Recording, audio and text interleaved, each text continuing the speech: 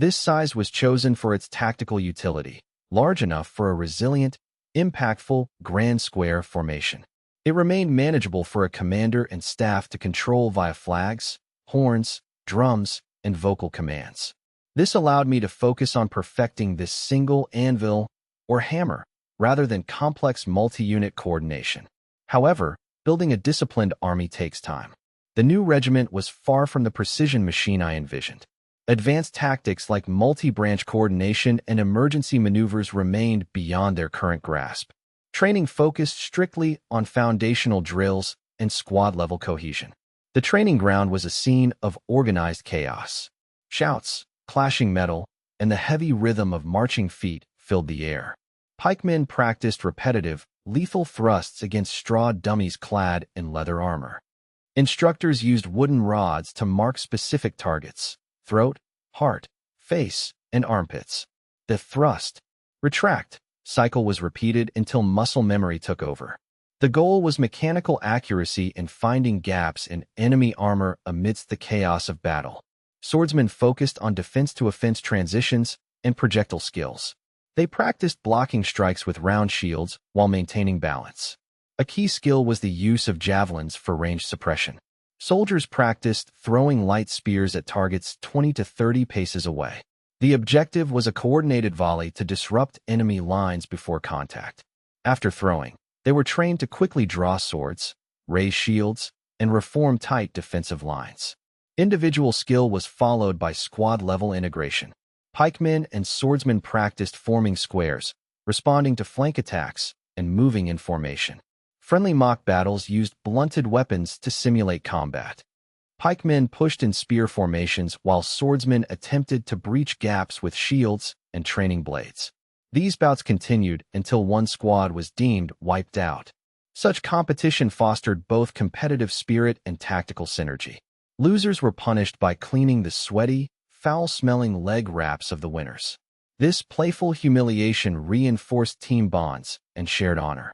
I knew I couldn't turn every man into a legendary warrior.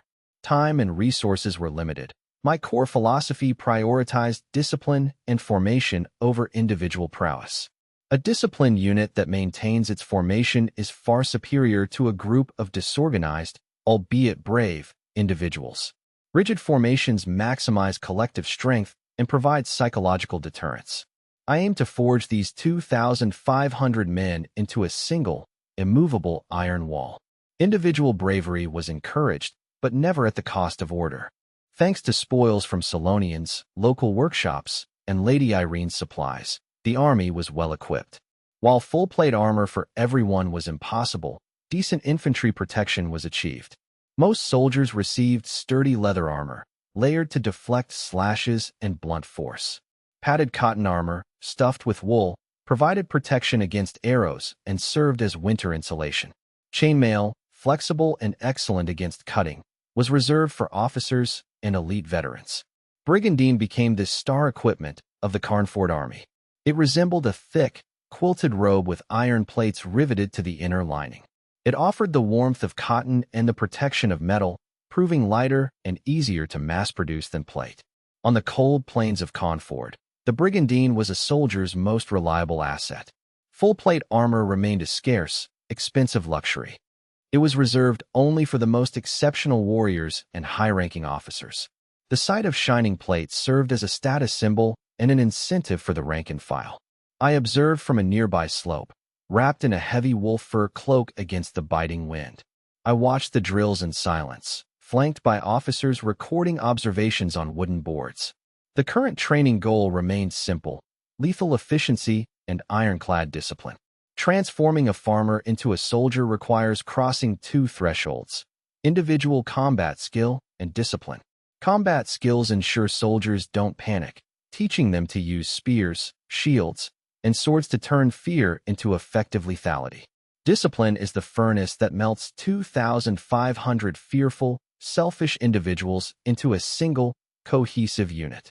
Whistles, drums, flags, and orders must become instinctive, overriding the fear of death.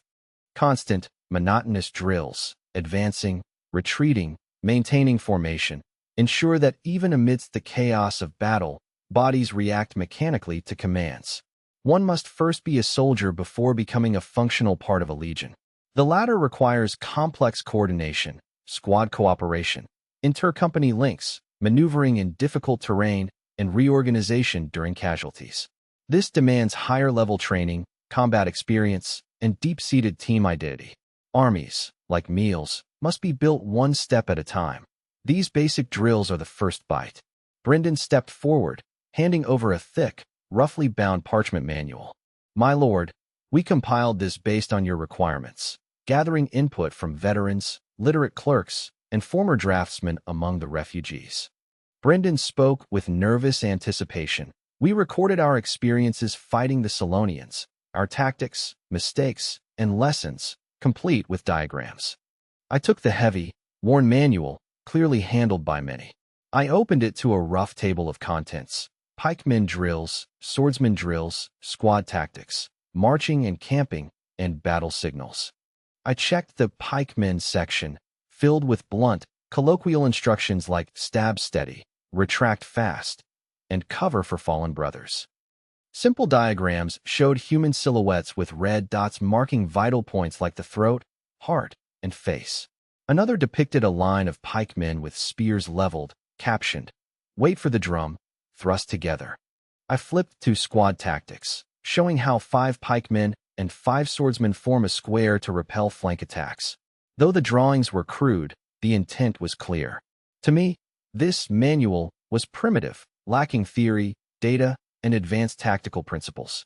It was a collection of survival tips and bloody lessons from veterans. Yet, it was the perfect starting point. I couldn't conjure a modern manual from thin air. I provided the core philosophy: standardization, reproducibility, and systematic experience. The content had to be filled by those who had actually bled on the battlefield. I had tasked Brendan and other officers to hold summary meetings with NCOs and veterans. They debated effective formations against Solon berserkers, archer swordsman coordination, night sentry duties, and retreat discipline. These experiences were recorded and illustrated by craftsmen, forming the manual. Its value lay not in perfection, but in its existence. It marked Conford's transition from relying on individual charisma to a documented, teachable system. Though nascent, it was a qualitative leap. "Excellent," I said, nodding approvingly at Brendan and the officers. "This is a solid start. Even a newly promoted NCO can use this to train his men. Our experience will no longer vanish when veterans retire or die." I paused. "But remember, this is not the final version. Like Conford, this army is in its infancy. It must live. Every entry must be tested in practice. Record every victory and defeat, and update this manual accordingly. Revise it regularly. Tactics that work today may fail tomorrow. We need a system that grows and adapts."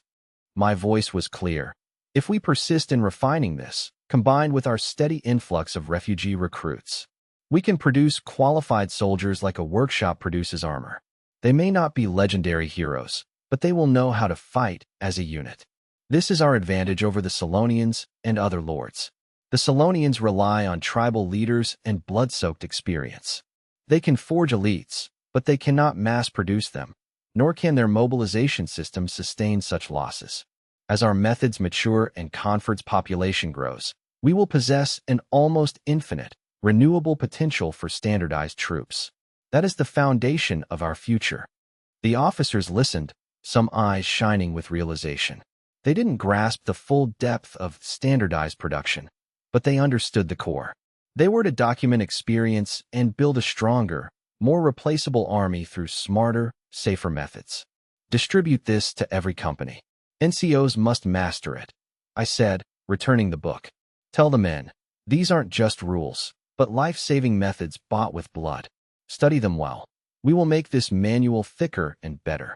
By early April, spring had arrived in the northern frontier, and Conford was accelerating into a systematic, organized state. The long-standing refugee resettlement issue was largely resolved. Most families had received land, and the issuance of title deeds was nearing completion. The Conford plains were bustling with spring plowing, with seeds sown in newly reclaimed black soil. Edgar remained the busiest man in the territory, but his burden was lightened by new mechanisms.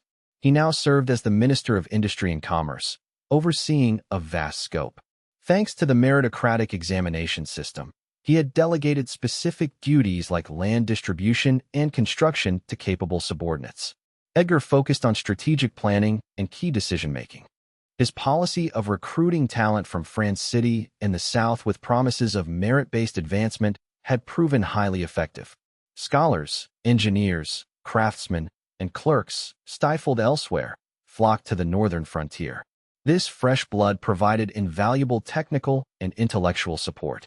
Infrastructure was booming. Fort No. 2 was complete, Fort No. 3 was under construction, and the site for Fort No. 4 was already planned. With standardized processes, the construction cycle for a fort had dropped to under a month. To ensure efficiency and prevent corruption, Edgar split administrative powers, personnel, agriculture, commerce, and finance, across different departments, creating a system of checks and balances. Most importantly, he secretly established a supervision bureau under his direct control. The Supervision Bureau operates covertly, inspecting fortified settlements and departments to monitor new officials, gather feedback from serfs, and root out corruption, injustice, or inefficiency. Edgar's Supervision Bureau is fundamentally distinct from the Intelligence Department, which is managed by me and led by Richter. The Bureau focuses internally on the civil service, specifically administrative efficiency and discipline. Edgar clarified that this is a temporary measure for the regime's startup phase. Once officials prove their integrity, intensive oversight will transition into standard hierarchical supervision. As construction in the Conford Plains intensifies, Engineer Mall has made breakthroughs in rebuilding Amber Bay. With the help of experienced shipbuilders recruited from the south, the team addressed the lack of deep-water ports by designing large barges. Under Mall's supervision, 3 sturdy wooden barges were constructed from thick logs and planks and anchored near the ruins of the old port. These floating platforms, connected to the shore by gangways, allow for the safe docking of small to medium coastal merchant ships. The results were immediate. Merchant fleets from France City and further south have begun sending small sailboats to dock at Amber Bay. They trade textiles, tools, and spices for Northern Territory furs, timber, and salted fish. While current capacity is limited, sea transport is far cheaper than dangerous land routes, providing a vital economic lifeline for Conford. Mall also utilized the coastal location to establish Conford's first formal salt field on a flat beach. He implemented a stepped solar evaporation method, using gravity to move seawater through a series of shallow, interconnected pools. As the water flows through the levels, concentration increases until salt crystallizes in the final pool. In sunny spring and summer weather, the process takes only 3 to 5 days. Furthermore, veteran salt makers use a secret method, adding lime to brine, to accelerate impurity precipitation, producing high-quality, white salt in just a few hours. Local salt production caused prices to plummet. Within Conford, 100 pounds of quality salt now costs only 20 to 30 copper coins, far cheaper than in the south. Lord Carl is pleased, knowing salt and iron are the most profitable commodities. I initially hoped to sell Conford's cheap salt to the south for massive profits. However, merchant leader Grimm offered a sobering reality check. Grimm explained that southern salt markets are monopolized by powerful families who would use every means to block outside competition. I realized Grimm was correct. Conford lacks the influence to challenge established southern commercial interests. Consequently, salt is currently used for local consumption, limited trade with France City, and barter with visiting merchants. Meanwhile, Conford has begun building its own ships, as a strong territory requires naval power to control its waters. A fleet is strategically essential for trade, coastal patrols, and potential future maritime warfare along the northern frontier. Despite limited resources, the fleet construction project has become a top priority. The northern frontier's vast, old-growth forests provide ideal conditions for shipbuilding. Cold, dry weather makes the timber dense and durable, giving Conford a natural advantage. During last year's fortifications, the territory stockpiled high-quality timber, including several exceptionally straight, sturdy long oaks. These resources are now being utilized for the most critical ship component, the keel. Using premium oak for the keel ensures the structural integrity and longevity of the vessels. For hull planks and decks, they selected spruce, which is common in the north. Lightweight and buoyant, spruce is ideal for external structures, reducing weight to improve speed and cargo capacity. Spruce is abundant and inexpensive in the local mountains. Mall and several skilled shipwrights recruited from France City are leading the technical planning. They proposed a pragmatic plan, focus on proven, versatile ship types rather than complex warships. The priority is to build cogs and caravels. The cog is a northern design that is simple and practical. With a wide, flat-bottomed hull and shallow draft, it is stable, carries large loads, and is easy to operate in coastal and river areas. Its simple construction allows for rapid deployment. Cogs feature castles at the bow and stern for crew quarters and storage, and can mount small cannons for defense. Their single square sail is easy to handle, though less effective against the wind. Caravels are more advanced and adaptable. Historically, these ships were used for great voyages of discovery. They feature multiple decks, 2 to 3 masts, and a hybrid sail system. The triangular sails provide superior maneuverability and the ability to sail against the wind. Caravels are sleek and fast, serving as efficient merchant ships or, when armed, excellent light cruisers or privateers. However, they are more complex and time-consuming to build. Conford's current team of shipwrights is the key to this plan. The team consists of dozens of specialists, including carpenters, caulkers, sailmakers, and rope makers. Most were skilled craftsmen from the Field Territory, a coastal region with a long shipbuilding tradition. After the Solon army occupied Field and the garrison surrendered, these artisans refused to become Solon slaves building enemy warships. They fled across the strait to France City in small boats. Life in France City was difficult, and the labor market was saturated. When news of my recruitment and promises of fair treatment spread, these skilled craftsmen flocked to Conford. Their arrival provided the technical foundation necessary to build complex vessels like the caravel. Craftsmen estimate that building a caravel, from keel laying to fitting, requires 3 to 6 months of skilled labor.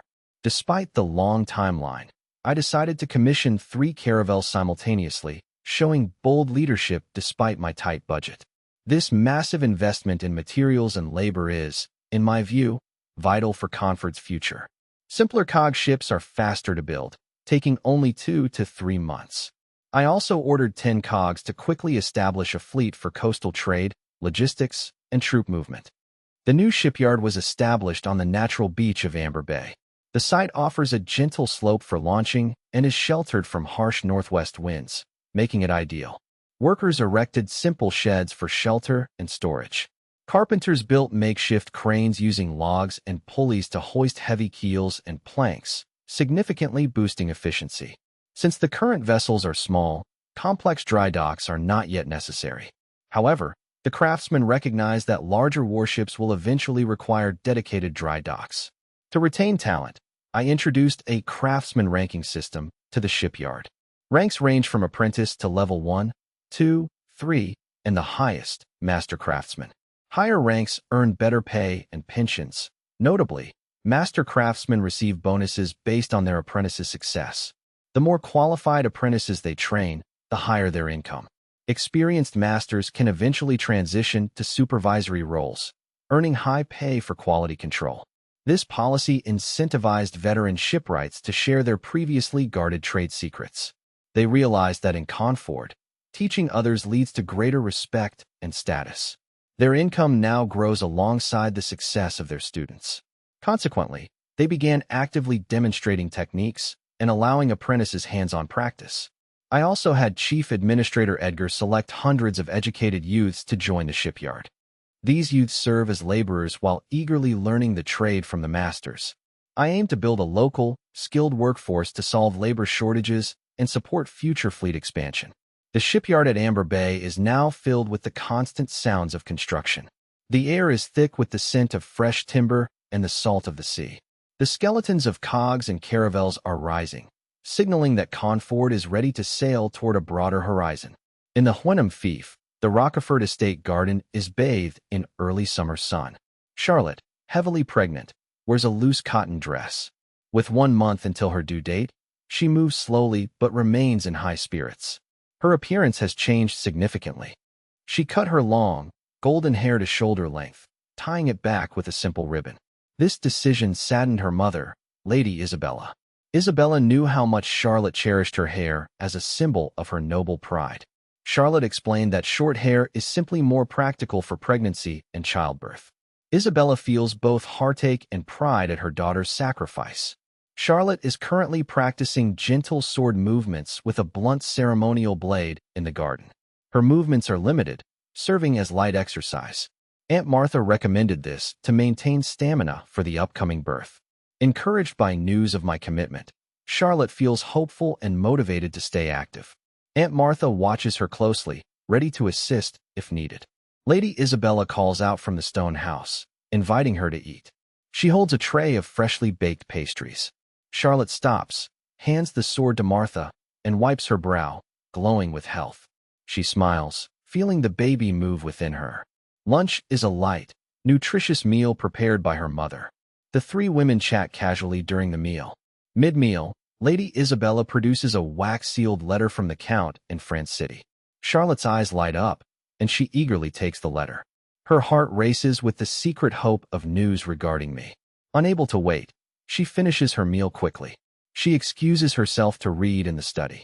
Lady Isabella encourages her to take her time. In the privacy of the study, Charlotte tremblingly breaks the seal. She sees her father's familiar handwriting addressed to his daughter. A wave of disappointment hits her. It is not a letter from me. She chides herself for expecting a letter from me, given my sensitive situation with the princess. Shaking off the sadness, she focuses on her father's words. The Count begins by inquiring about her health and urging her to rest. Soon, the letter shifts to discuss Conford and me. News from Conford reports the main road is complete, easing travel. I have overcome my post-departure struggles and am now fully focused on rebuilding and developing the territory. Charlotte felt a pang of heartache imagining my past pain, followed by relief at my recovery. I recently enacted detailed tax policies to boost production, ensure fairness, and stabilize the populace. Caravans report rapid population growth and vibrant commerce. I myself appear energetic and driven, busy with my new marriage and administrative duties. Charlotte ignored the mentions of my new marriage and energy, focusing solely on my dedication to the territory. She smiled proudly, tracing the text about tax policies, envisioning me debating officials in the Lord's Hall or inspecting the fields. He is keeping his promise, she whispered, eyes shining. He is building Conford into a power for our future and for our child. She looked down at her pregnant belly, filled with gentle certainty. She interpreted the new marriage mention as a necessary ruse to deceive the royal family, while I secretly amassed strength. Pressing the letter to her chest, she closed her eyes, feeling my distant support and love. Every sacrifice felt worthwhile. She trusted that my heart remained unchanged and that I was paving our future. "Keep going, Carl," she whispered. "I will be fine, waiting for you." Sunlight bathed her short blonde hair and determined face. Though the road ahead was long, her heart was filled with light. Intelligence Bureau Chief Richter made a breakthrough in the dungeon, interrogating the spy leader Thompson through repeated, rigorous cross-examinations. They identified 7 remaining spies in Conford, along with their accents, appearances, and general areas of operation. Richter dispatched elite teams to secretly verify these targets across the settlements, construction sites, shanty towns, and markets. The spies, eager to act, had already exposed themselves, confirming Thompson's intelligence. One had taken a job at a government-run grocery store to monitor supplies. 3 infiltrated construction sites to observe structural weaknesses. The final 3 posed as refugees in the shanty town to spread panic. Richter initiated a decisive arrest operation. Moving simultaneously to avoid alerting others, they captured all 5 remaining spies under pretexts like theft. Under interrogation, they confessed to being sent by Leon to sabotage Conford. With my approval, Richter paraded the 5 new captives and the previously executed spy through the settlements as a public warning. Propaganda Officer Tommy announced their crimes to the assembled subjects and soldiers. All 8 spies were then beheaded at the shanty town execution grounds. Their bodies were hung on poles along the main roads as a stark warning. These iron-fisted actions deeply impacted the populace. Fear of Solonian infiltration mixed with a sense of security provided by the Lord's efficient counterintelligence. A consensus that Conford's laws were inviolable took root. Meanwhile, Brendan and Roland accelerated the recruitment and training of the main legion. Due to a surge of refugee volunteers, the force exceeded 3,000 men, leading me to split them into 2 infantry regiments. Brendan commanded the 1st regiment, Roland commanded the 2nd. Each regiment featured a clear hierarchy of pikemen, musketeers, and swordsmen. Additionally, 3 militia battalions were formed, totaling 900 men. Though less trained than the regulars, they served as vital local reserves. Conford's total force reached nearly 5,000, including trainees. Despite the high proportion of new recruits, the army was bolstered by veteran corps and high morale. Upgrading equipment was the next pillar of their military growth. Thanks to drilling equipment from the Schmidt family and Engineer Maul's efforts, military production was on track. Progress in the musket workshop was significant. Maul utilized water power from a nearby river to drive drills and hammers. Water-powered drills improved barrel precision, while water hammers forged gun parts and armor. They successfully reduced the flintlock musket caliber from 20 mm to a more efficient 17.5 mm. This improved range and accuracy while reducing soldier load. However, mounting bayonets remained a technical hurdle. The process was inconsistent, relying heavily on the skill of individual craftsmen. Only 20 out of the first 200 muskets were successfully fitted with bayonets. I prioritized these 20 for Brendan's elite musketeer company, while others carried swords for melee. Despite imperfections, the transition away from matchlock muskets significantly boosted firepower. Artillery progress was even more promising. Elmont's cannon workshop was hidden on a secluded, shaded hillside. The area was heavily forested and the access road strictly controlled. I stationed an elite company at the base and established 3 checkpoints, requiring specific credentials for entry. I arrived to inspect the progress personally. I was stopped at every checkpoint, my identity verified by guards who followed my own rules strictly. This rigorous security satisfied me. Upon reaching the workshop, I found Elmont, who had been working there for over a month. The young man looked like a wild man, unkempt, bearded, and covered in oil and dirt. Yet, his eyes burned with intense excitement and focus. Seeing me, Elmont rushed over, ignoring etiquette. "My lord, you're here. We did it. The falconet is finished." "So soon." I suppressed my excitement. "Take me to see them." Elmont led me to a reinforced stone warehouse beside the workshop. He unlocked the heavy door, revealing a dim space smelling of metal, grease, and saltpeter. 2 canvas-covered objects sat in the center. Elmont pulled the covers away with a flourish. 2 dark yellow bronze cannons were revealed. I stepped forward to inspect them. They resembled the falconets, or Frankish cannons, Hector had described. They were significantly smaller than the Count's 6-pounder, barely over a meter long and compact. The bronze barrels were smooth with trunnions, featuring a breech-loading design with separate chambers. "My lord, these are the falconets we successfully prototyped," Elmont said proudly. "They fire 3-pound iron balls, weigh 250 kilograms, and are 1.3 meters long. We used a high-quality 8:1 copper tin alloy to prevent bursting." I touched the cool, solid metal, feeling the texture of the casting. I examined the breech mechanism, noting the precise lugs and flanges designed for sealing. "Excellent, Elmont. This result, achieved in just over a month, far exceeds my expectations." Elmont beamed. "It's thanks to your support, my lord. We were determined not to let you down." "Have you test-fired them?" I asked. "Not with live ammunition yet," Elmont admitted. "We've pressure-tested the seals with water and air, and we are confident." I nodded, feeling a surge of ambition. This was a vital step toward the Carnford Army's independent manufacturing capabilities. It would greatly expand their tactical options. "Prepare for a live-fire test tomorrow morning in the valley behind the hills. Success will be rewarded." "Yes, my lord," Elmont replied, voice trembling with excitement. Shortly after, Hector's minion cannon project also reported success. Hector had married Helena on April 15th at Fort No. 1. I and the princess attended the wedding. Afterward, Hector worked tirelessly, producing 12 minion cannons in a month. I inspected the minion cannons. They were shorter, thicker, and weighed about 350 gene. The barrels were smooth, and two were already mounted on four-wheeled carriages for mobility. I organized a secret live-fire test in a secluded valley. Attendees included me, Edgar, the craftsman, and loyal guards. The test began with the falconet.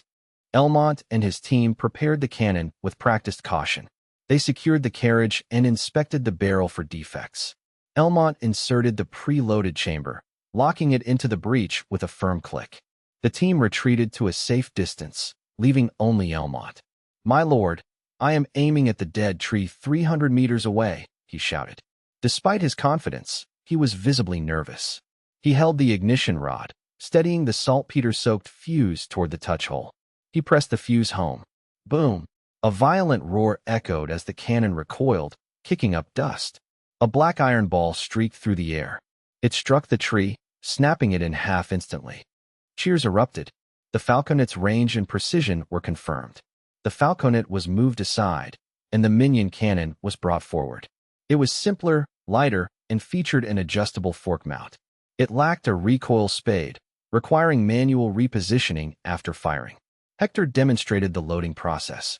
He packed a powder charge, iron bead canister shot, a layer of soil, fine iron sand, and a 1-pound iron ball, tamping it down. This layered loading was designed to create a lethal, spreading blast. "My lord, I am targeting the tree behind the bushes," Hector announced. He ignited the fuse. Bang! A thunderous blast erupted, spraying a storm of shrapnel across the target area. The bushes were shredded, and the tree was riddled with deep pits and embedded iron beads. The area of effect damage was terrifyingly effective. I was highly satisfied as I approached the elated team. "Excellent work, Elmont and Hector. You have all done a magnificent job. Today, you have forged swords and shields for Carnford. These cannons will be key to our future victories. Carnford's artillery will grow from this foundation, and history will remember your contributions." I turned to Elmont. "Elmont, for your success with the falconet, I promote you to level 1 craftsman. You are authorized to recruit apprentices and build your own team. Continue to innovate." "Thank you, my lord," the craftsman cheered. After the celebration, I regained my composure. I knew that while the weapons were ready, their true power depended on their application. Now, I needed to train the gunners. I gathered Elmont and Hector, announcing that while the cannon prototype was a success, a critical task remained. The two men stood at attention, listening intently. I noted their expertise. Elmont had practical experience with falconets on ships, and both understood the new prototypes. I tasked them with drafting a practical artillery training manual for Carnford, incorporating their trial experiences and Plantagenet military standards. The manual must be simple and practical, covering maintenance, transport, loading, aiming, and troubleshooting. The goal was to enable any literate soldier to become a qualified gunner after short-term training.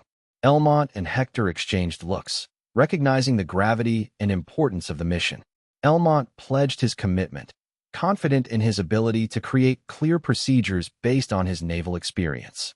Hector agreed, promising to detail the maintenance and stability of the minion cannon, and vowed to collaborate closely with Elmont. I approved, urging them to start immediately and coordinate with Edgar for any necessary support. The two men saluted and left, already planning the manual's framework. The Intelligence Bureau operated from a dim, secluded warehouse within the castle. The environment was austere and dusty. This low-profile setting suited the clandestine nature of their work perfectly. I sat across from Richter, reviewing files and maps. I praised Richter for the swift and effective dismantling of the Solonian spy network, which had eliminated a major threat. Richter bowed, visibly encouraged by the recognition. I promised increased funding for personnel and equipment, directing Richter to report needs to Edgar. Richter expressed his gratitude, noting that funding was vital. However, he highlighted a critical shortage of reliable, skilled core personnel. Currently, the Bureau relied on a few key agents like Franz to handle internal counterespionage. With the constant influx of refugees, screening for new spies was an overwhelming task for their small team. Richter proposed involving Tunbeo leaders, merchants, and militia battalion officers in monitoring suspicious activity. He argued that those at the grassroots level could significantly improve coverage and efficiency. I agreed that Tunbeo leaders should take on this responsibility as part of their civil administration duties. However, I rejected involving merchants and militia officers. Merchants lacked the training and faced enough economic pressure. Imposing administrative security duties would be unfair. Forcing merchants to act as informants would stifle labor mobility and harm the economy. Militia officers needed to focus on training and combat. Assigning them counter-espionage tasks could lead to errors or false accusations. Instead, I ordered the implementation of the Baojia system. Refugees would be organized into groups of 10 and squads of 30 before receiving land or housing. I established a strict collective responsibility system. If a spy was caught, the entire group would be punished. If reported by the group, they would be rewarded. This would force refugees to monitor each other, creating a grassroots defense line. Richter realized the brilliance of this institutional solution. I noted that while effective, relying on mutual surveillance was not a long-term solution for development. I urged Richter to expand his staff, emphasizing that loyalty remained the top priority. I then shifted the focus. The Intelligence Bureau must now move from defense to offense. Richter asked if they were finally targeting Solonians directly. I shook my head. We would start by targeting merchant caravans.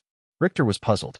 I explained that large caravans, like Grimm's, often traded with Solon and were easily bought by enemy gold. These merchants were the perfect channel for Solonian spies. Conversely, they were the perfect springboard for Conford to gather intelligence or infiltrate enemy lines. I wanted agents to monitor cargo, overhear conversations, and identify contacts, which would provide vital strategic intelligence. Richter admired the long-term strategy, realizing that infiltrating merchant networks was safer and more efficient than direct espionage. I concluded that the intelligence war was won in markets and at tables, not just through shadows. Richter accepted the mission with determination. Left alone in the office, I felt the weight of the day. I slumped into my chair, exhausted. The chair creaked under my weight. Sunset light bathed the room, illuminating my tired face. I exhaled, finally relaxing my tense nerves. With the internal spies purged, Conford was secure. Though the Intelligence Bureau was small, its 30 elite members had proven their worth in the recent operation. With this foundation, we were now prepared to detect and neutralize any future Solonian attempts to infiltrate the territory. Conford's military has modernized. 3 months ago, the force was a few hundred men with rusted swords. Now, with ample supplies and new recruits from refugees, the regular army approaches 5,000. 5,000 well-equipped, trained soldiers are a force to be reckoned with. Furthermore, the workshops produce muskets and cannons that intimidate even the bravest foes. I mused that if the Solonians attacked again, they would have to contend with this formidable force and artillery. Edgar's caravan is ready, now bearing the royal banner borrowed from the princess. This flag grants the caravan tax-exempt status within the inner pass, saving significant costs. The first shipment includes northern specialties, thick furs, minerals, and North Sea pearls. These goods, common in the north, will be highly sought after by wealthy nobles in the inner pass. I hope this venture will boost Conford's economy, securing future funding for arms and supplies. Yet, a lingering concern weighed on me as I tapped my desk. I wondered about the Solonians' current plans after their winter raids and the abduction of thousands of Plantagenet citizens. These captives, including farmers and craftsmen, were likely enslaved. This influx of labor significantly bolsters the Solonians' logistics. With improved logistics, the Solonians could move beyond mere raiding to full-scale sieges, using captured cities as strongholds. I pondered their next target. Conford was unlikely. Half a year ago, the Solonians failed to breach Conford's gates, leaving thousands of dead behind. Harold would struggle to convince his arrogant military nobles to attack this nightmare again. They wouldn't risk another feudal sacrifice. France City? Unlikely. France City lies behind Conford. The Solonians cannot reach it without first breaking Conford. Moreover, France City is heavily fortified with high walls, a moat, and 40,000 elite troops. What about the Eaglenist? Count Eisenberg is cowardly, known for hiding behind his walls during invasions. Yet, the Eaglenist is his stronghold, stocked with supplies and tens of thousands of troops. Even a coward like Eisenberg would fight desperately if cornered in his own fortress. The Solonians would pay a heavy price for the Eaglenist. It would be a foolish target. I stood and approached the large map of the northern frontier. The map detailed territories, mountains, rivers, and fortresses. My gaze moved from Confort and France City to the North Sea coast. The map showed several small, unclaimed islands in the Blue Sea. I muttered, the Iron Islands. I recalled the remnants of the Northern Army holding the barren Iron Islands as a final bastion. Lacking a navy, the Solonians have tolerated their presence until now. Last winter, the Iron Islanders raided Solonian rear positions, forcing them to retreat and inadvertently aiding Confort. Having been burned, the Solonians will likely prioritize eradicating this threat before any further incursions. My heart raced as I touched the map. The situation was dire. I must scout the islands. The loss of these remaining northern forces would be a blow to the resistance. However, the North Sea is treacherous, filled with violent waves and hidden reefs. Confort's small fishing boats are unsuitable for such a voyage. I leaned against the doorframe, formulating a plan. I would consult Richter about using the Grim Caravan's sturdy sailing ships to reach the islands. With the plan set, I locked the office. The sun had set, leaving the world in darkness. The crisp night air cleared my fatigue. I paused to look at the horizon. The mountains loomed like sleeping beasts, while distant farm lights flickered like stars. The scent of earth, grass, and kitchen smoke brought me a sense of peace.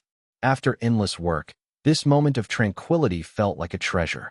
I walked toward the main castle, my boots clicking on the moonlit stone. Inside, the warmth and aroma of food greeted me. Dinner was laid out on the long table where I once held war councils. The maps and ink had been replaced by a linen tablecloth, transforming the war room into a dining hall. Only 3 were present: myself, my mother, Lady Irene, and Princess Louise. The meal was simple but exquisite. Roasted pheasant with herbs and honey-glazed raspberries sat at the center. A meal of mushroom soup with butter, fresh sautéed vegetables, and warm, crusty bread awaited. I marveled at the royal chef's ability to elevate simple ingredients. Lady Irene and Princess Louise were chatting at the table, but fell silent as I entered. Lady Irene smiled warmly and beckoned me over. Princess Louise looked up, smiling slightly, and urged me to sit before the food cooled. I had been consumed by administrative and military duties, rarely seeing my mother or the princess lately.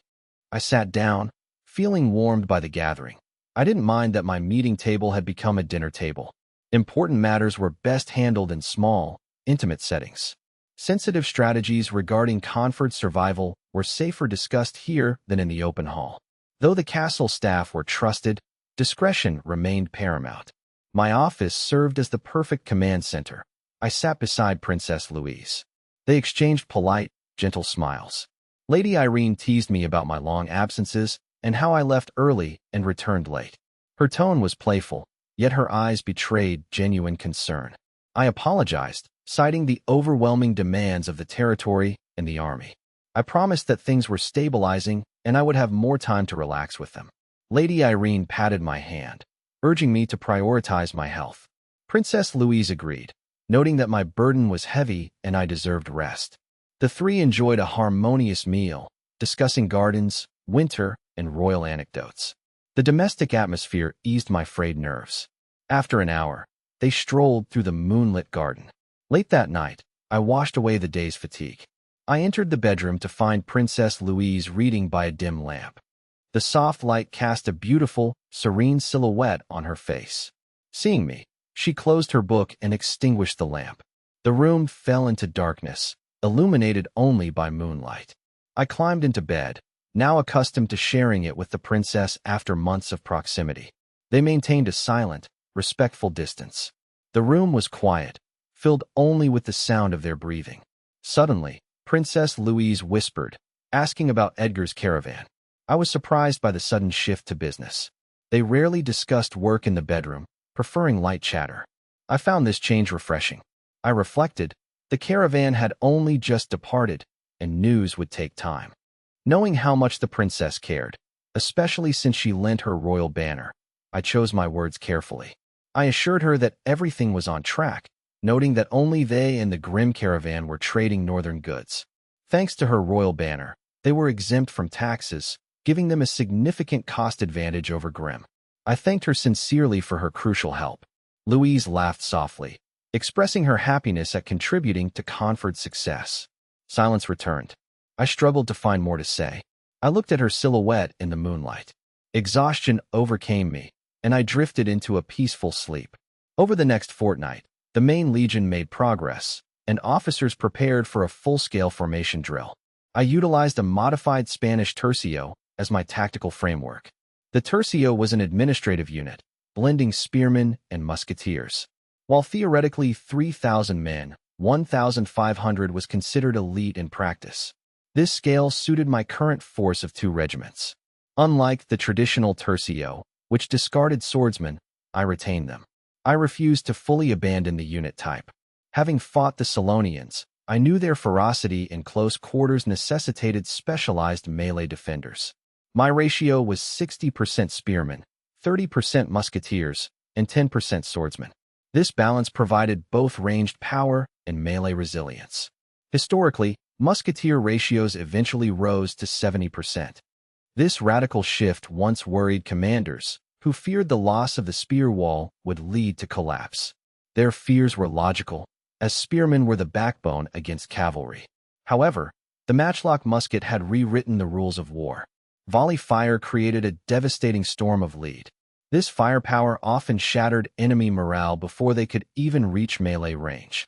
It was this tactical advantage that allowed the Spanish tercio to dominate for a century. Technological breakthroughs, specifically flintlock muskets and light cannons, eventually rendered the massive infantry squares of the past obsolete, replacing them with 18th-century line infantry formations. I aspired to replicate the golden ratio of 70% musketeers within my own infantry squares to forge an invincible army. However, a vast chasm separated my ideals from reality. Conford's limited firearms production capacity made achieving this ideal composition impossible. The current Conford army relied on a mix of flintlocks and matchlocks, with the primitive matchlocks remaining the standard and flintlocks being mere rarities. This production bottleneck centered on Hector's firearms workshop. To meet my expansion demands, the workshop operated at full capacity. Despite heavy investment in new forging equipment, monthly output only reached about 200 units. This figure was a mere drop in the bucket compared to Conford's rapid recruitment plans. New recruits flooded the camps, but the lack of muskets became the primary constraint on the Legion's growth. Beyond production, weapon suitability posed an even more pressing challenge. Theoretically, flintlocks were superior to matchlocks, more precise, faster to fire, and less weather-dependent. Yet, in Conford's harsh, unrefined battlefield conditions, these paper advantages vanished. Local craftsmen struggled with flintlock production, resulting in flawed, unreliable weapons. In muddy trenches and dusty wilderness, the delicate flint mechanisms jammed or misfired constantly. Conversely, the technically simpler matchlock proved robust and reliable. Its crude mechanism was indifferent to the environment. As long as the match was protected, it fired consistently. Commanders of the square formation era famously remarked, "The sight of a glowing match gives me more peace of mind than a flint." Furthermore, matchlocks were easily maintained, requiring minimal training for soldiers to perform field repairs. This reliability was far more valuable on the battlefield than flashy, theoretical specs. Consequently, I delayed a full transition to flintlocks. It was both unfeasible and unnecessary. I believed a reliable, stable force was the foundation for survival in chaotic times. To accelerate combat readiness, I integrated 200 veterans, survivors of the siege and the wounded, into the new army as a foundation. 30 skilled veterans became instructors, while 170 others were assigned as squad and platoon leaders to stabilize the new recruits. The remainder served as officers in the militia battalion, awaiting potential promotion to the main legion based on performance. Amidst the shouts of officers and the shrill of brass whistles, the massive square began its slow, steady advance. Despite the training, the 2-month-old recruits struggled to maintain formation. Some lagged behind and scrambled to catch up. while others overstepped, causing gaps and whispered complaints. Spring winds whipped through the training ground, disrupting their already uneven pace. Yet, experienced veteran sergeants anchored the inexperienced ranks. These battle-hardened men marched steadily, correcting the recruits with sharp rebukes and firm taps on the shoulder. Officers with brass whistles acted as metronomes, using sharp blasts to force the recruits into a unified rhythm. Gradually, the initial chaos subsided into order. The disorganized shuffling evolved into a rhythmic thud-thud-thud, a heavy, thunderous sound that vibrated through the earth. With every step, the momentum of 1,000 men began to coalesce. The military possessed a unique power to mold diverse individuals into a singular, inseparable entity. A lone soldier might be as fragile as a reed, trembling at the slightest breeze.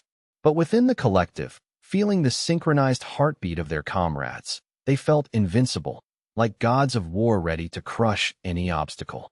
After advancing 500 meters, Commander Brendan raised his signal flag.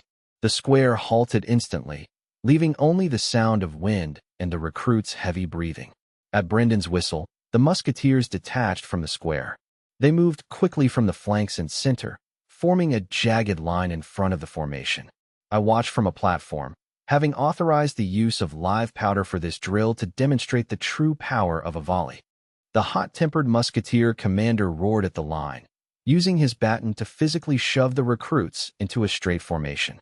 He barked orders and corrected their alignment until the snake-like line was finally straight. After the shouting ceased, the line fell silent. Otto, the musketeer company captain, ordered, "Check your matches." The soldiers checked the niter-soaked hemp cords attached to their muskets. Many matches had gone out due to the wind or movement, leaving only charred ends. Recruits with extinguished matches immediately signaled their officers. Officers quickly moved along the line with fire sources, reigniting the matches until wisps of smoke rose once more. The line returned to silence.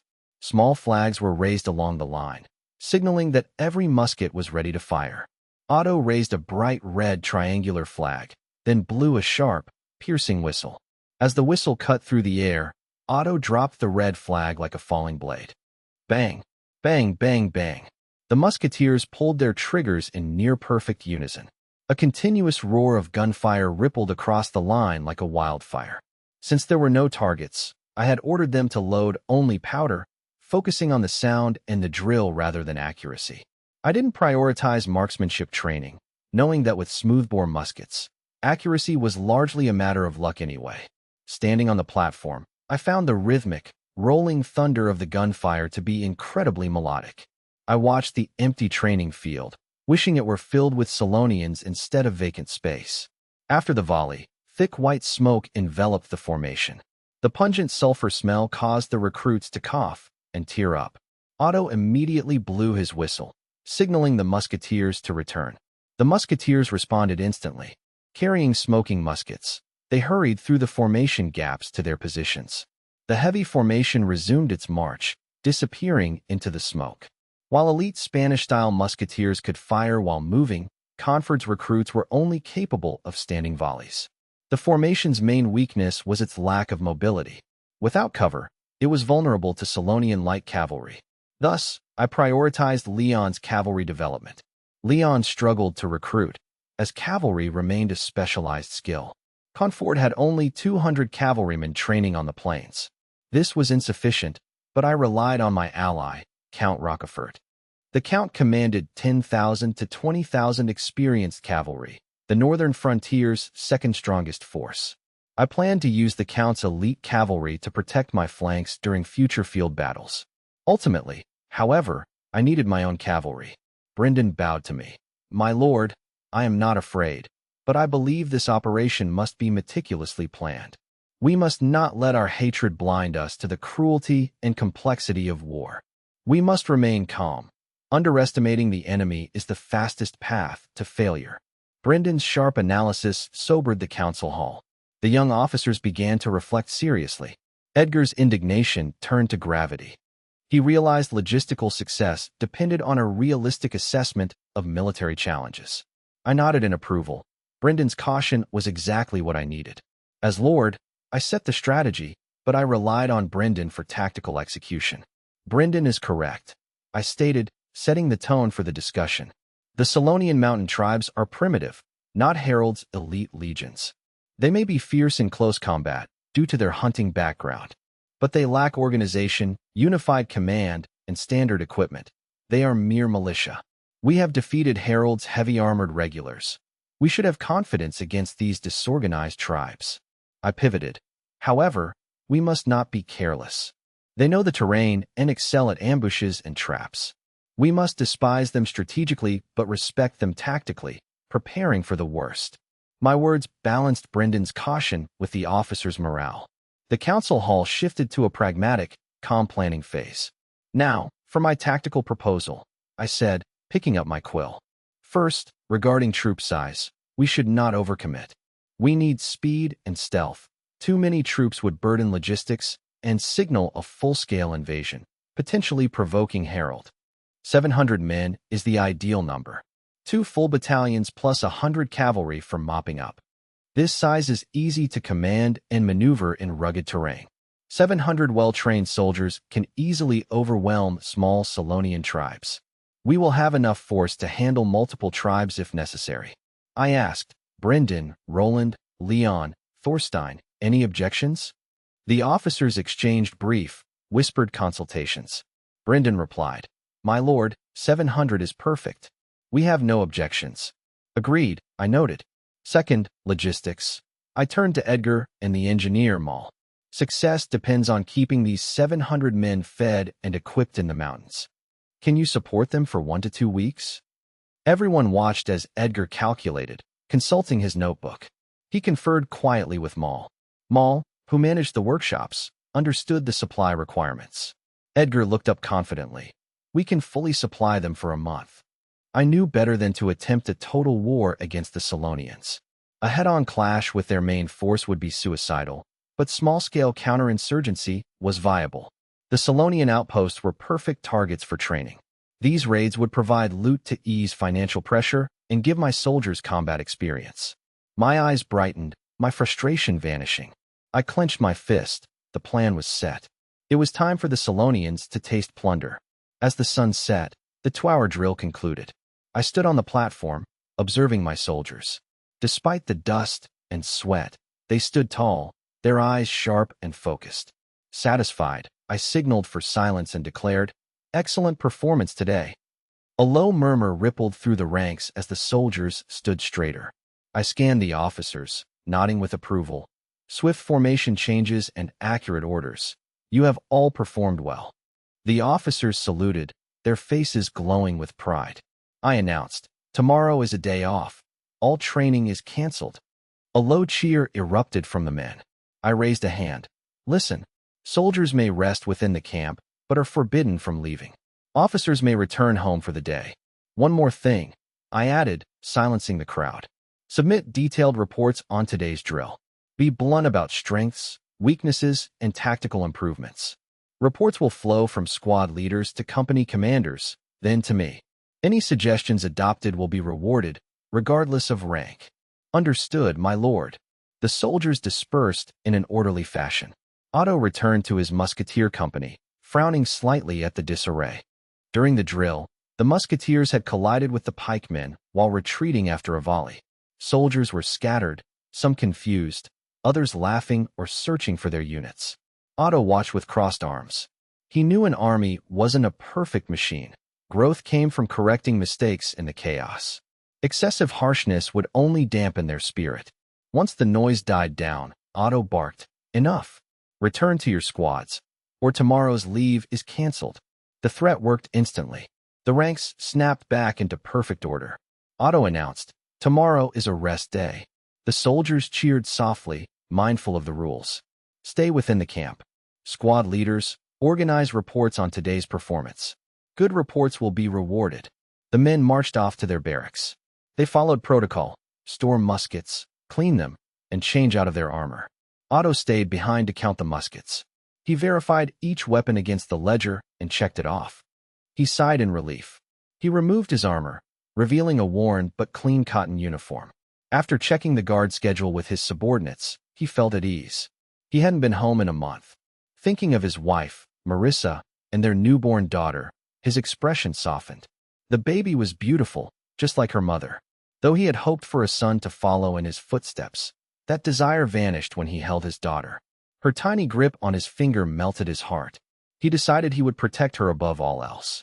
Otto headed home with a light heart. He greeted colleagues along the way, feeling buoyant.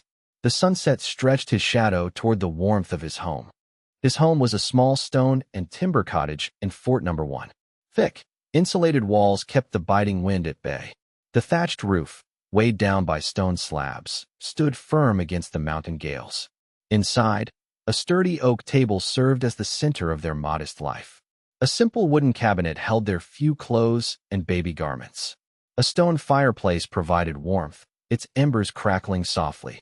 Dried grass mats covered the floor, offering a comfortable, fragrant alternative to cold stone. It was a humble but secure sanctuary for his family. This was the home of Otto and Marissa. Afternoon light filtered through the paper-covered windows. The sun illuminated the room and Marissa's hair. Marissa sat on a worn wooden chair. She focused on sewing a thick, gray cloak. The fabric was standard issue for the new army. Her needlework was precise and steady. She was so absorbed in her task, she didn't notice the sunlight on her lashes. She had embroidered a spruce emblem, the mark of comfort, onto the back. Sewing these uniforms was a task assigned to local women. Many refugees relied on this work to survive. It was perfect for Marissa. Still recovering from childbirth, she couldn't perform heavy labor. This allowed her to earn money while caring for her daughter. Whenever her fingers grew tired, she looked at the makeshift cradle beside her. The cradle, once an ammunition crate, was now lined with soft cloth for the baby. Their newborn daughter slept soundly in a makeshift nest of wool blankets. The infant's cheeks were flushed like ripe apples, her tiny nose twitching with steady, rhythmic breaths. Her long lashes, like delicate fans, fluttered occasionally as she drifted through sweet dreams. Watching her daughter's peaceful face, Marissa's expression softened into a gentle smile.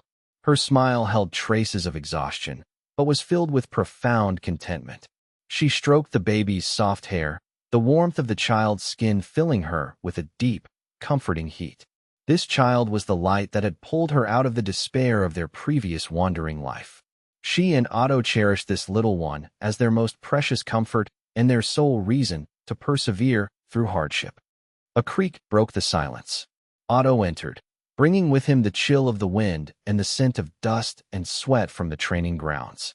He was broad-shouldered, wearing a faded, mud-stained uniform that clung to his skin with sweat. Mindful of the quiet, Otto moved with uncharacteristic caution. He closed the door, shut out the cold, and hung his dusty coat on a nail he'd installed himself. He tiptoed toward the crib. Leaning over, his fatigue vanished, replaced by pure, doting affection.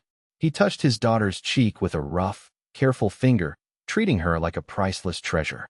Perhaps his touch was too clumsy, or her sleep too light.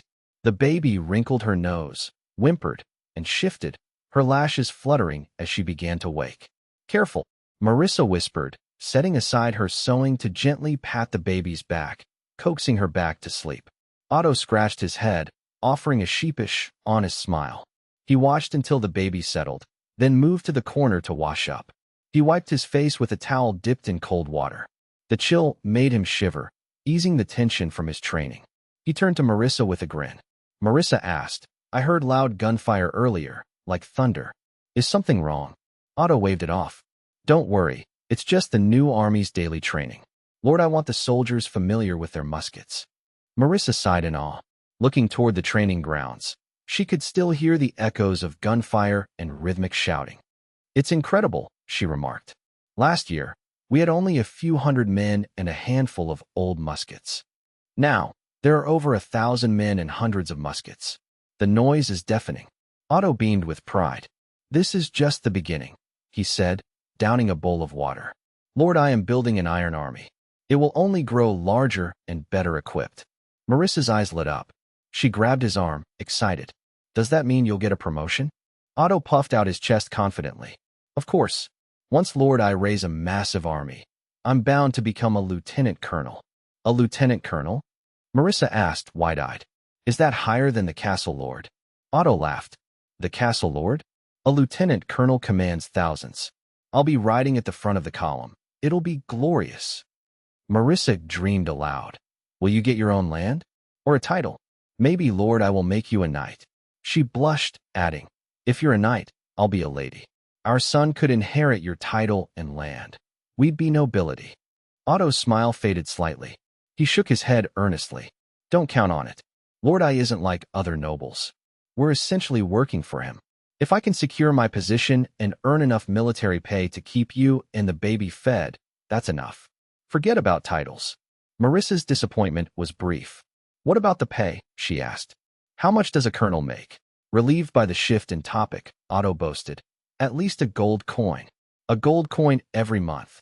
We could fix up this house, buy the baby new clothes, and get you fabric for a new dress. Marissa's eyes shone. A gold coin was a fortune for a family like theirs. She gripped his arm. Then you must work hard and get that promotion. We're counting on you. Otto nodded, though he looked troubled. It's not easy, he sighed. Lord I demands that officers be literate. They need to read maps and orders. If you can't read, you'll make mistakes, and that's unacceptable. It's a strict order. Those letters are harder than aiming a musket. I've been studying for days and only know a dozen. Marissa's resolve hardened. She smoothed his brow. You must learn. Do it for our daughter, so she never has to live the life we did. Otto felt a surge of warmth. He nodded firmly. You're right. I'll master those letters. Marissa smiled, satisfied. She noticed Otto staring at her with a familiar, intense heat. She blushed. What? Why are you looking at me like that? Otto didn't answer, pulling her waist close. His voice was low and raspy. The studying can wait. I've been in the barracks for a month. He swept her up in his arms. Marissa gasped, blushing crimson, and playfully tapped his chest. She whispered a warning. Keep it down. Don't wake the baby. Otto responded vaguely and carried her to the bed. They tumbled onto the soft, warm wool sheets with a soft rustle. Sunlight streamed through the window, mingling with the crackle of the fireplace and the steady breathing of an infant. The stone cottage was filled with a cozy, intimate atmosphere, sealing out the winter chill. That evening, I finished dinner and headed straight to my study on the third floor of the castle. The heavy oak door clicked shut behind me, isolating me from the rest of the world. The study was lit by a single, steady oil lamp. Fresh firewood in the hearth dispelled the northern chill, casting flickering shadows across the room. I sat at my massive wooden desk, cluttered with maps, ledgers, and military texts. I cleared a space and pinned down a map of Conford and its surroundings with copper weights. Created by Richter from Hunter Reports, the map was crude and incomplete, especially regarding the Solon-controlled territories to the north and east. This was my reality, a new foundation with limited vision. I dipped my quill and wrote the first heading, Summer Purge. My goal was not a grand conquest, but a counterinsurgency, a limited offensive under active defense. I intended to clear out the small Solon outposts and seasonal camps festering like sores on my borders. These settlements, ranging from dozens to hundreds of people, housed Solon warriors, their families, and nomadic dependents. They acted as scouts and agitators, harassing patrols, raiding travelers, and funneling intelligence back to the Solon army. Without removing these thorns, Conford would never know peace or security. Training was an equally vital objective.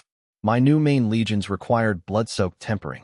Small-scale combat was the best way to bridge the psychological gap between the training ground and the battlefield. An army only gains a soul after it has seen blood.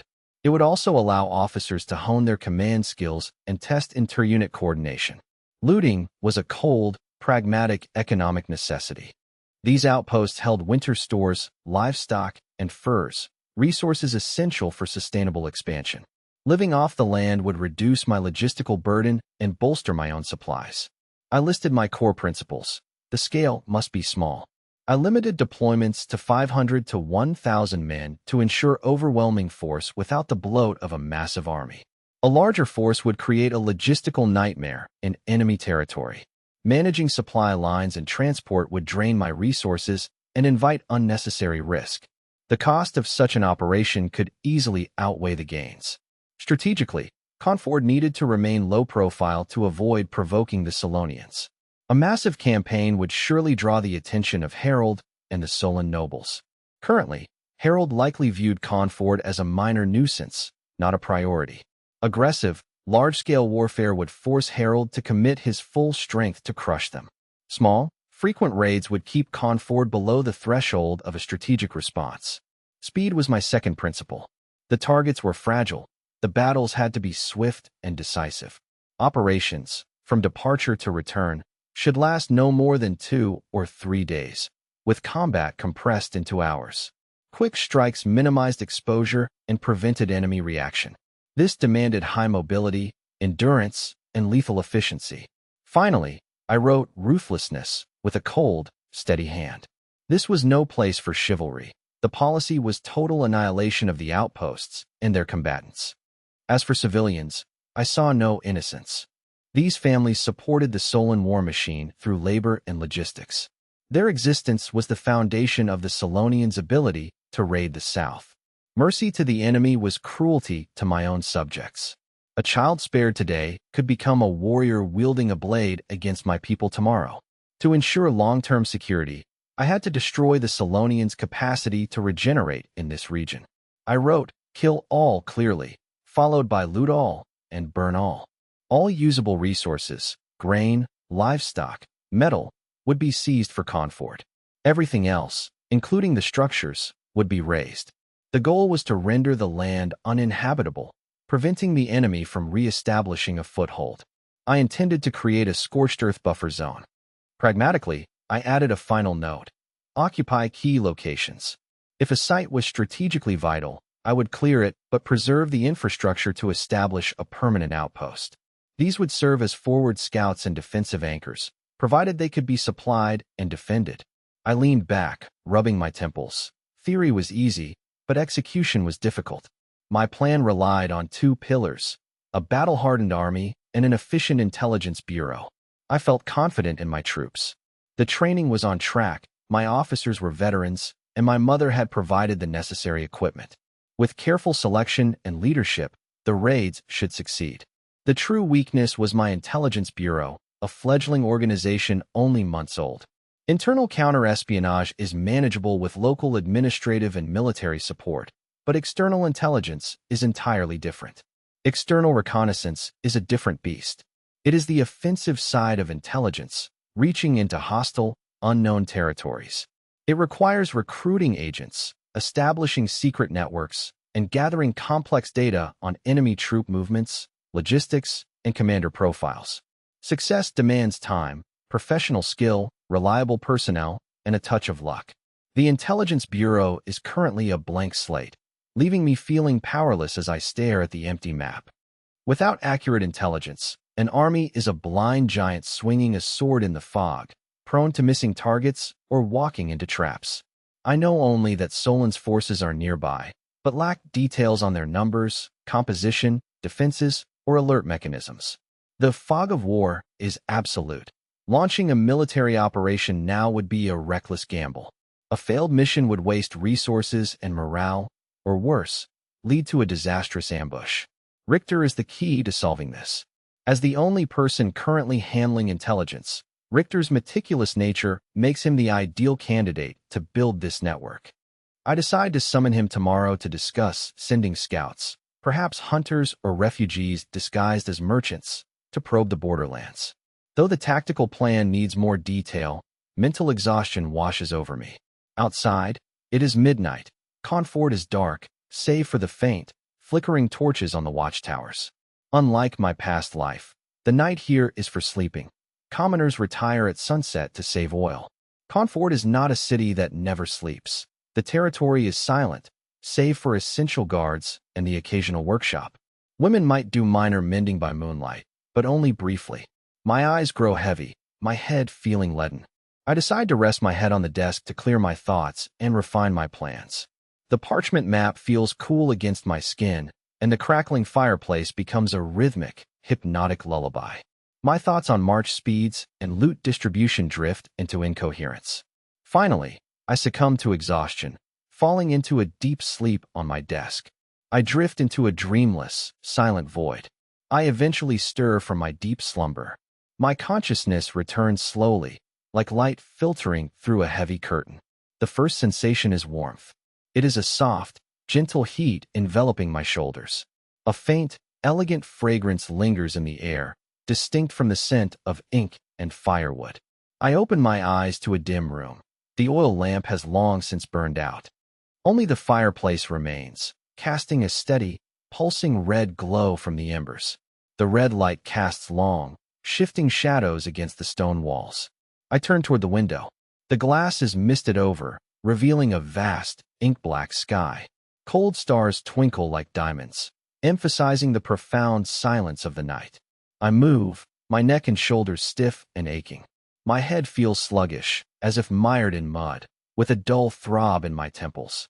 I offer a self-deprecating smile at my poor sleeping choice. The uncomfortable position has left me feeling even more exhausted and disoriented. A familiar, hollow sense of loneliness creeps into my heart like cold groundwater. It is a common human experience to wake up in the dead of night from an irregular nap. The rhythm of the day has been severed by the sudden, heavy silence. The brain struggles to reconcile with reality, creating a sense of being forgotten or adrift in the dark. It is a mix of disorientation and melancholy, a purely psychological reaction. I am not typically sentimental, but the feeling is sharp. Alone in the dark study, I face my unfinished, cold-blooded military plans. The day's burdens, my mother, the princess, the officers, the refugees, all settle into a heavy weight I must carry alone. I dismiss the emotion as a mere byproduct of my poor posture. I take a deep, refreshing breath of cold air. Deciding not to disturb Princess Louise, I resolve to spend the night in the study. I prepare to get up and find a blanket. As I sit up, I feel something slide off my shoulders. I catch a thick, soft, warm fabric.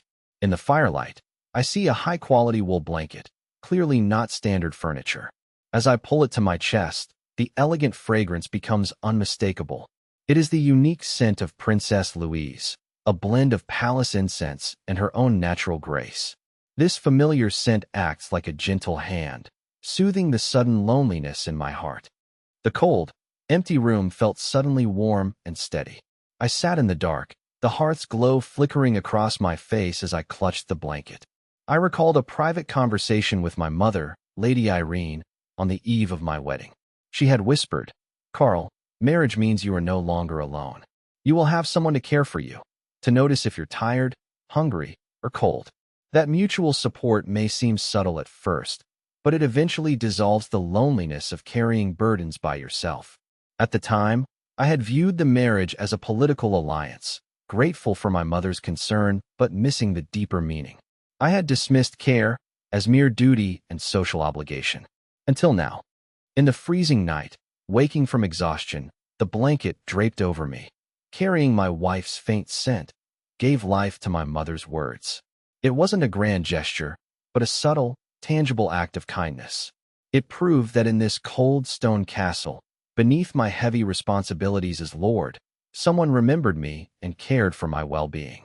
Holding the warm, fragrant blanket, I felt a strange, complex warmth stir within me. Outside, the stars were cold, but the room held a quiet heat. The blanket felt like a silent vow, transforming my lonely study into a place of quiet sanctuary. I wrapped myself in the blanket, adjusted my posture at the desk, and closed my eyes. Though still exhausted, the hollow ache in my heart was filled by the blanket's warmth and scent. Sleep returned, promising a more peaceful rest. I knew tomorrow held endless challenges, but for now, I was not alone. At dawn, thin golden light touched the study floor. I was stirred awake by soft footsteps and hushed whispers, my mind still clouded with sleep. I lifted my head, meeting the worried gazes of my mother and Louise. Lady Irene's hair was slightly disheveled, her brow furrowed with concern. Beside her, Louise wore a simple blue dress.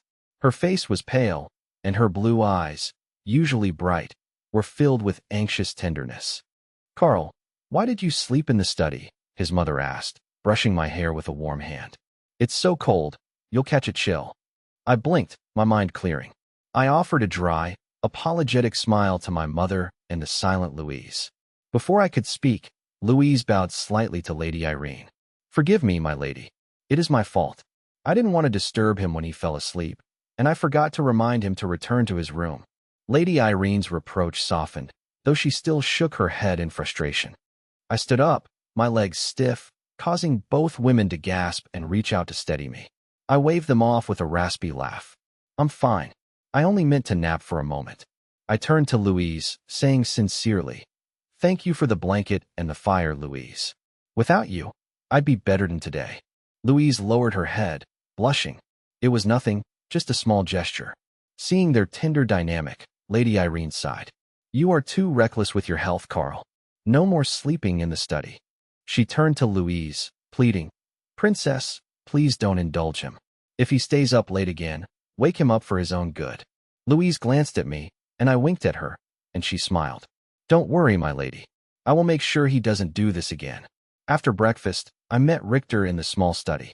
Richter stood waiting and bowed. "My lord." I sat down and cut to the chase. "Richter, how is the Intelligence Bureau? Is the funding sufficient?" Richter looked energized. "Thanks to your funding, our numbers have doubled. The Operations Division now has 30 trained agents ready for deployment." He pointed to a map. "I've split them into 2 groups. The Urban Operations Division consists of 23 experts in disguise. They blend in as peddlers, tavern staff, or merchants to gather intelligence." Richter lowered his voice. "Regarding the Grim Caravan, I've successfully embedded Franz and Ernst. They are veterans and are now guards within the caravan, providing us with regular reports on cargo and personnel." I tapped my desk, nodding for him to continue. "The second group is the scouts," Richter continued. "I've handpicked 8 men from the military, hunters and scouts familiar with the wilderness, possessing exceptional endurance. They are undergoing rigorous training in survival, reconnaissance, and signal transmission." Richter looked at me with confidence. "When your army moves to conquer Solon or expand, these scouts will be your eyes, tracking enemy positions and supply lines. They will ensure information reaches you safely." Richter's clear analysis calmed my anxiety. "Excellent, Richter," I exclaimed. "Your plan aligns perfectly with mine. I intend to clear the border through active warfare." I pulled out a fresh scroll. "I'm planning a small-scale campaign, but my biggest obstacle is our lack of intelligence on the misty regions." I handed the scroll to Richter, who studied it with grave focus. Richter scanned the document, his eyes moving quickly over the notes and diagrams.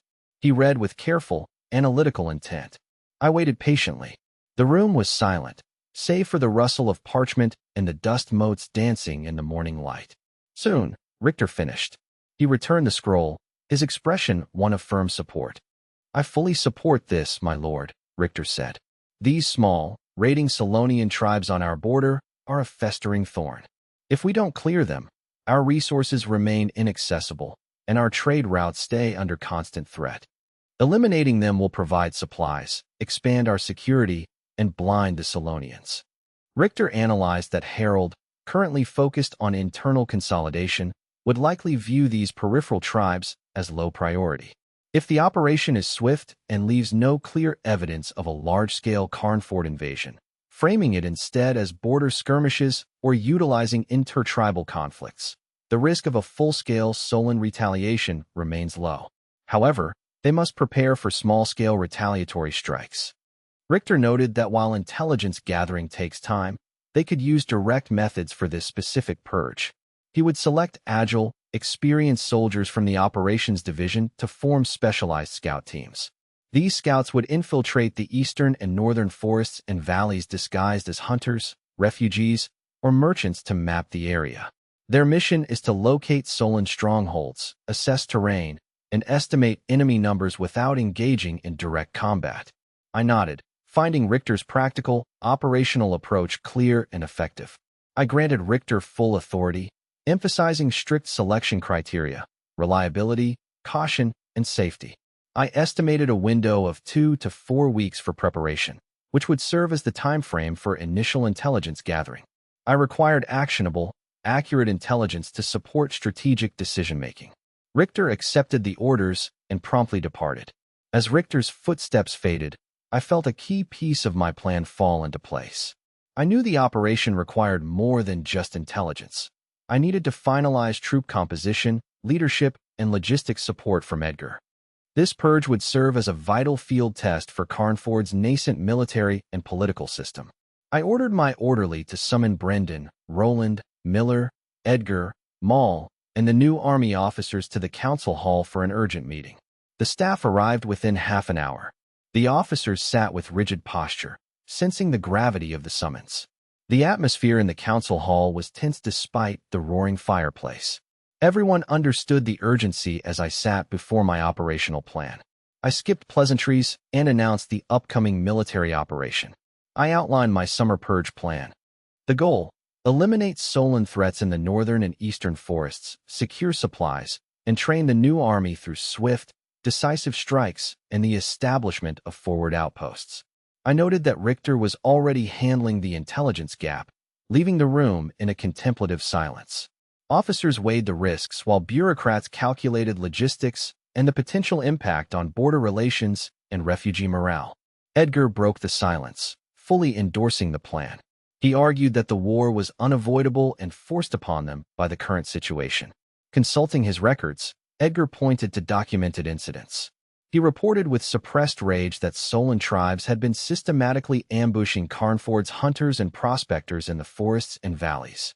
13 people had been confirmed killed, their bodies found in gruesome states. Over 20 others were missing, likely captured by the barbarians. Edgar emphasized the grim fate awaiting the captives, a life of slavery, whips, and starvation. He slammed his fist on the table.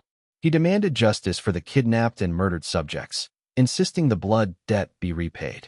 His passion ignited the room, with officers and leaders alike showing visible anger. Edgar insisted they show no mercy to the Solan tribes responsible. He agreed with the total annihilation approach, arguing that destroying the enemy's base was necessary for their own survival. Only through overwhelming force could they ensure the safety of their people and the security of the border. I saw a new side of Edgar, not just a pragmatic accountant, but a man deeply committed to the protection of his people. Edgar's dedication went beyond logistics. He viewed the safety of the subjects as his core duty. His support was a clear, firm stance. Edgar's speech resonated deeply throughout the hall. The new army officers were visibly eager for battle. Maul and Roland also expressed their silent, grim agreement. Brendan, the most experienced commander, suppressed his own anger to maintain the necessary professional calm. He knew that victory required cold, calculated execution rather than emotional outbursts. Transitioning from defense to offense in unknown territory carried significant risks. Once the initial fervor subsided, Brendan spoke in a steady, grave voice. He acknowledged the shared pain and anger regarding the lost comrades. He stressed that they must set aside emotion to evaluate every risk with a cool head. He began his analysis by noting that their previous engagements had been strictly defensive, making this shift to offensive warfare a fundamental change. We are the defenders, relying on our castle, walls, and prepared positions in Carnford, while the Solonians are the attackers. This gives us the advantage of familiar terrain, clear intelligence, and the fierce resolve of soldiers defending their homes. Brendan's tone grew grave. But now, the situation is reversed. We are the ones venturing into unfamiliar forests and valleys to attack their camps. We lack intelligence, relying entirely on Richter's reconnaissance. The accuracy of his reports will determine if this is a successful raid or a trap. Furthermore, soldiers fighting outside their fortifications face a different psychological challenge. The enemy is now the defender, familiar with every tree, hidden trap, and escape route in their territory. Second, Brendan continued, our troops, veterans and recruits alike, have no experience attacking Solonian camps. We have trained for defense and formation, but not for stealthy marches, choosing attack points, clearing urban-like camps, or rapid extraction. Training differs from combat. Richter's intelligence is the key to minimizing our losses. He bowed to me. My lord, I do not oppose this. I believe the mission is necessary and beneficial, provided we are well prepared. I only urge that while we maintain our resolve, we must not ignore the brutality and complexity of war. We must remain calm and plan thoroughly. Underestimating the enemy is the fastest path to failure. Brendan's analytical warning acted like cold water, shifting the council hall's atmosphere from heated excitement to sober contemplation. The young officers set aside their eagerness to reflect on Brendan's points. Edgar nodded, his indignation replaced by a somber gravity. He realized that logistical success depended entirely on the military operation's realistic assessment of difficulties. I listened, showing approval. Brendan's caution was exactly what I needed. As Lord, I set the strategy, but I relied on experienced commanders like Brendan for tactical execution and risk assessment. Brendan is correct, I said, affirming the caution and setting the tone for the discussion. These Solonian tribes in the mountains are primitive, not the elite regulars of Harold's 8 legions. They may be fierce hunters with raw strength in close combat, but they lack unified command, discipline, and standardized equipment. They are essentially tribal militia. We must trust our well-trained new army. We have defeated Harold's heavy-armored regulars. We should have confidence against these disorganized tribes. I shifted my tone. However, Brendan's warning is vital. We must not let our guard down just because they are barbarians. They know the terrain and excel at ambushes and traps.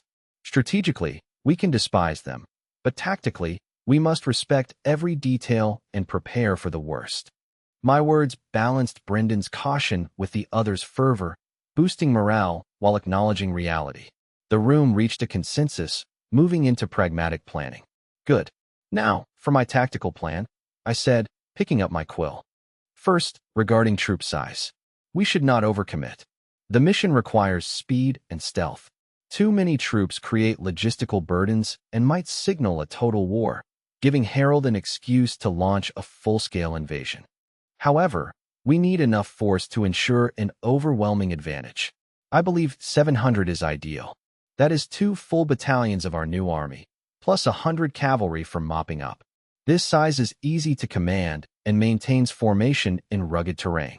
700 well-equipped soldiers can easily overwhelm small tribal groups and execute flanking maneuvers. It is also sufficient to handle multiple nearby tribes simultaneously.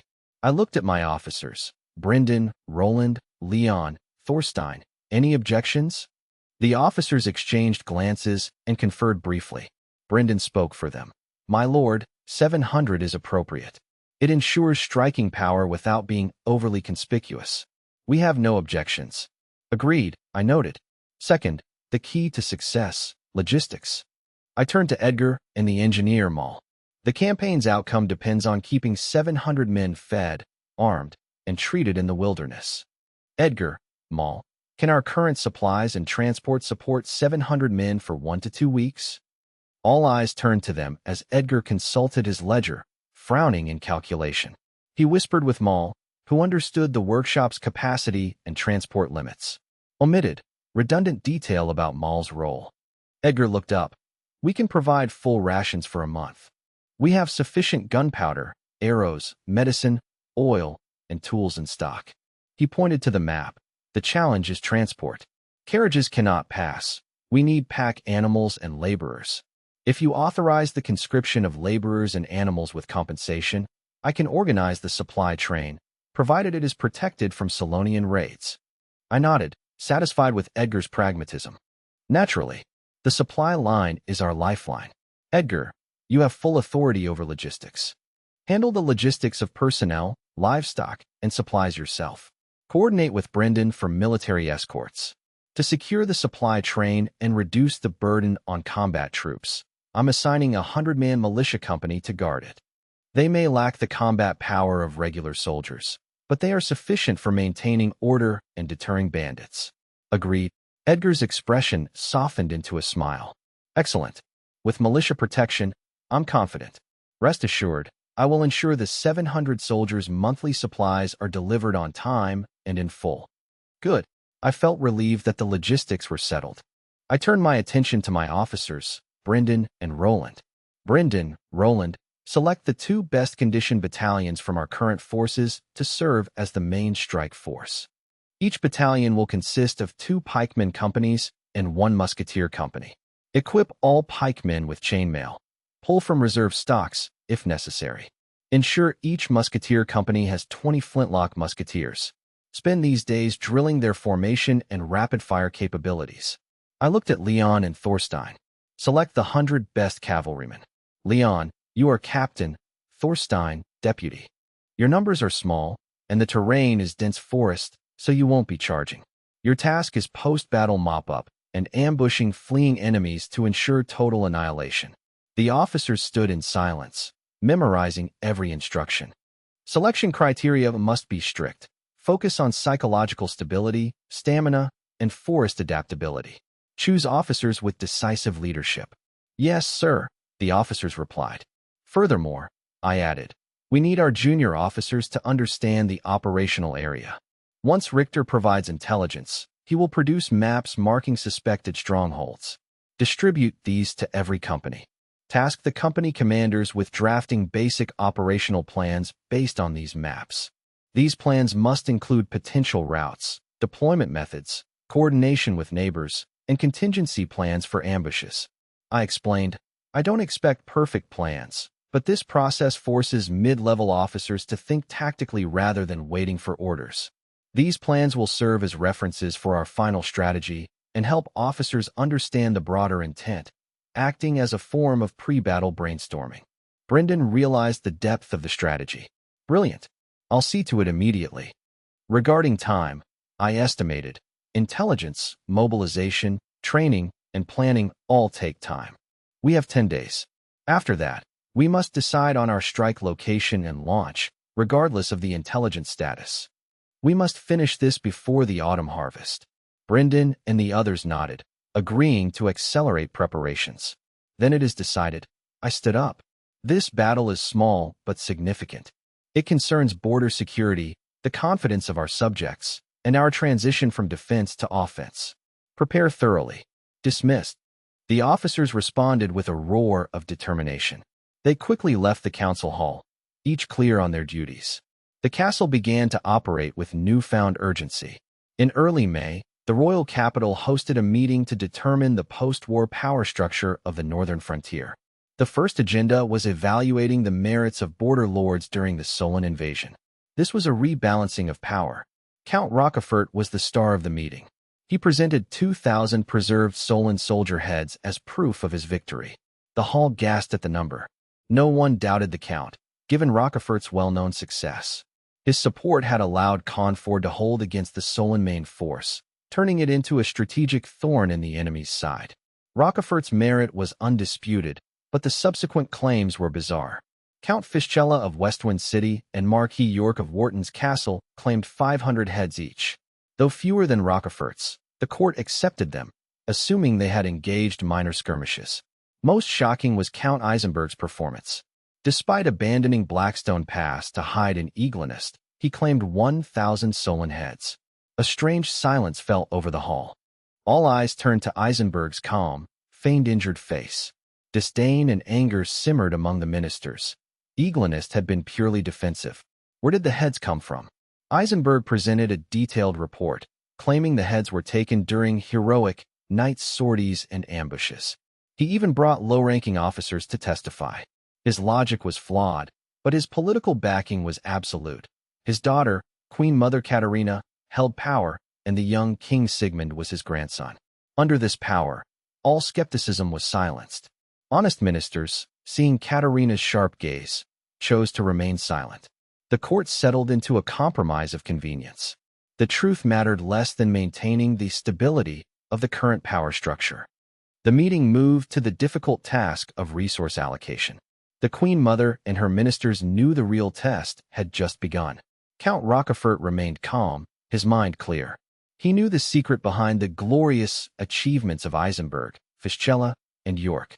Those extra 1,500 Solon heads were simply war trophies I had sold to them through secret channels. My secret emissary had already briefed Rochefort, helping them deceive the court regarding the 20,000 gold coins, though it drained my coffers. While this deal quelled the immediate dispute, it created a deeper crisis for future fiscal allocations. The Plantagenet kingdom's treasury remained empty, worse than before the war. Years of conflict, southern crop failures, and a bloated bureaucracy had hollowed out the kingdom. Yet, the northern frontier's importance was undeniable. It required increased funding for supplies and pensions, especially to support Count Rochefort for his meritorious service. Failing to support France City and Conford would demoralize the frontier troops. The problem was Count Eisenberg, who, despite his greed, commanded the kingdom's elite cavalry stationed at Eglinist Fortress near the capital. If the court alienated him, his potential defection or threat to the capital could topple the government. It was a vicious cycle. The state had to keep feeding Eisenberg, the parasite, to prevent the guard dog from biting its master. The royal council fell into a tense silence. Bonds were worthless, cutting court expenses would anger the Queen Mother, and merchant loans were too costly. Under Katerina's weary gaze, a finance minister proposed the cruelest solution. To maintain the northern frontier, we must impose a northern defense tax, an additional 2 copper coins per acre on farmland in the capital, south, and northwest. Southern governors turned pale at the news. Doubling the tax from 2 to 4 copper coins per acre would be the final straw for struggling subsistence farmers. Your Majesty, this is impossible, a governor protested. The harvest was poor. More taxes will trigger a revolt. And how else shall we feed the northern troops and Eisenberg's cavalry? A pro-tax minister retorted. Shall we let the front collapse? Princess Louise's mother, Queen Katerina, rubbed her brow and ruled. The North is the foundation of the state. The tax is regrettable but necessary. Proceed. Urge the people to understand the state's hardship, she added. The pro-tax faction cheered. The dissenting officials bowed their heads in despair. They knew the burden would ultimately crush the impoverished peasantry. The capital's luxury was built on the blood and sweat of the commoners. The phrase, "ask the people to suffer more," signaled the destruction of countless families. Count Rochefort watched coldly, feeling no joy. He had his share, but it smelled of the famine and rage brewing in the southern fields. The kingdom's challenges went beyond the Solonians. Once the fiscal plan was settled, Rochefort stepped forward to propose a key strategic initiative for the North. Your Majesty, the North's safety depends on the future, he declared. Conford has proven its potential as a strategic anchor after repelling the Solonians. He proposed a formal, kingdom-backed defensive chain stretching from France City to Conford. This system would utilize fortified outposts and garrisons to secure the supply line between the two cities. This will compress the Solonians' raiding routes and prevent them from penetrating deep into our territory, he explained. Conford will no longer be an isolated enclave, but a forward bastion, fundamentally shifting the northern balance of power. The hall went silent. The military value was clear, but the political implications were profound. This would solidify the alliance between Rochefort's France City and my Conford, creating a powerful, semi-independent military bloc. Queen Katerina tapped her throne, deep in thought. She recognized the risk of empowering the North, which could challenge royal authority. Yet, the Solonian threat was a lethal sword hanging over the kingdom. A collapse in the North would mean total ruin. Internal power shifts were a price she could tolerate. She relied on her insurance policy, Princess Louise. She believed Louise, stationed with me, was a royal pawn planted beneath the growing tree of Conford. If the princess could control me, the North's strength would ultimately serve the throne. Katerina looked at Rochefort and decided, your proposal has merit. Constructing the defensive line is essential for long-term stability. You have my approval. You are in full command. Coordinate with the ministries to build this iron wall for our North. I accept this mandate. Rochefort bowed deeply. Count Eisenberg glared at Rochefort's back, his eyes sharp as a hawk's. He suppressed his anger, though his expression remained dark. He realized this decree cemented Rochefort's status and threatened his own military dominance. With the Queen Mother's decision final, he chose silence. The council ended amidst underlying tension. Ministers exited, lost in their own schemes. The sunset bathed the palace in orange, signaling an uncertain future for the kingdom. 40 kilometers north of Conford, in the dense hills of Grey Wolf Valley, 3 hunters in Solonian furs moved cautiously through the trees, tracking prey. They belonged to a small tribe subservient to the Solonians, hunting in the mountains to provide meat and furs. Heard the news? A scarred hunter whispered. The Plantagenet stronghold at Conford is stirring. Many are heading north. A burly hunter spat. Good. I lost a slave to sickness. I need replacements. More Plantagenet two-legged sheep to fill the gap. A younger hunter looked worried. I heard those Conford people are dangerous. Didn't they repel the great chieftain's 100,000-strong army last year? The scarred man scoffed. They just hid behind their turtle shell walls. In these northern woods, it's our territory. They wouldn't dare step out to die. He stepped forward, carelessly crossing a low bush. Click! The sound of a trigger mechanism echoed. The hunter froze, realizing his mistake too late. A vine snare hidden under the leaves snapped tight, locking around his ankle. Whoosh! A bent tree trunk nearby whipped back to its original position, pulling the rope taut. Ah! With a cry, the hunter was jerked into the air, hanging upside down a yard off the ground. His bow flew from his grip. His two companions stood frozen, stunned by the sudden ambush. Thwip! A short, sharp crossbow bolt whistled from the canopy, piercing the young hunter's throat. He clawed at his neck, gurgling, before collapsing into the blood-stained leaves. Ambush!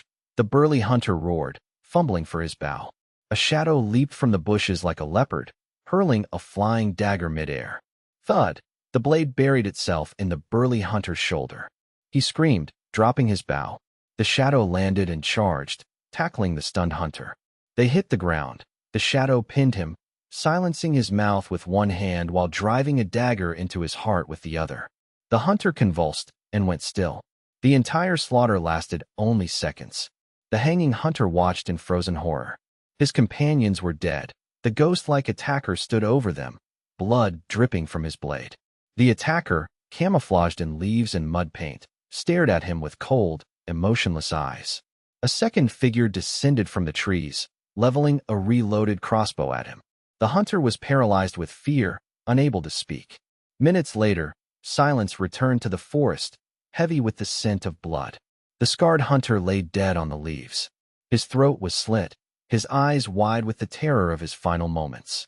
His fingers were shattered, the result of a brutal, brief interrogation before his death. The attackers had extracted their information and silenced him. A mile away, on a ridge overlooking the valley, two scouts lay hidden. Lucas and Phelan remained motionless under the brush. Their ghillie suits, woven with local foliage, rendered them virtually invisible. Lucas raised a polished monocular, scanning the Solonian village by the river. He whispered to Phelan, "Wooden fence, 2 men high, poor defense. 2 entrances, no fixed sentries. 7 main adobe buildings for Solonian overseers, over 100 shacks for the rest. Population, 300 to 500. 70% Solonian, the rest are Plantagenet slaves. East side has rye fields, sown early. They'll be ours soon. Slaves are working. Solonian youths are overseers, whipping them for sport. Savages. West side has livestock. Priority, 10 scarn horses in the southeast pen. Small, but sturdy. Phelan recorded the data on a small board using a shorthand of symbols and sketches. He used an internal intelligence code of simple markers and terrain abbreviations. Phelan mapped the village, marking troop distribution, slave counts, and key assets. Weak defense, high slave count, easy target, Lucas concluded. Focus on rescuing slaves and seizing the horses. Phelan marked the board with high value and rescue symbols, signaling completion. They returned to the ambush site, weighted the bodies with stones, and sank them in the lake, scrubbing the blood away. Moving like chameleons, they retreated slowly, ensuring they left no trace. Once clear, they sprinted back toward their base to deliver the intelligence. Lucas and Phelan were members of the Carnford Intelligence Bureau, like Franz and Ernst. While others handled urban networks, this field team specialized in wilderness reconnaissance, infiltration, and capture missions. Unlike defensive scouts, they were offensive assets. They were the eyes and assassins who ventured into the tiger's den to guide the army's blade. This unit consists of tough, agile individuals capable of surviving extreme conditions. Lucas has a complex background. A fellow Franklin native like me, he was a low-level gangster in a port city, specializing in debt collection, intimidation, and dirty work. After accidentally killing someone while collecting a debt, he became a wanted man. Lucas fled, trekking over 1,000 kilometers north to avoid authorities, eventually reaching the safer France city.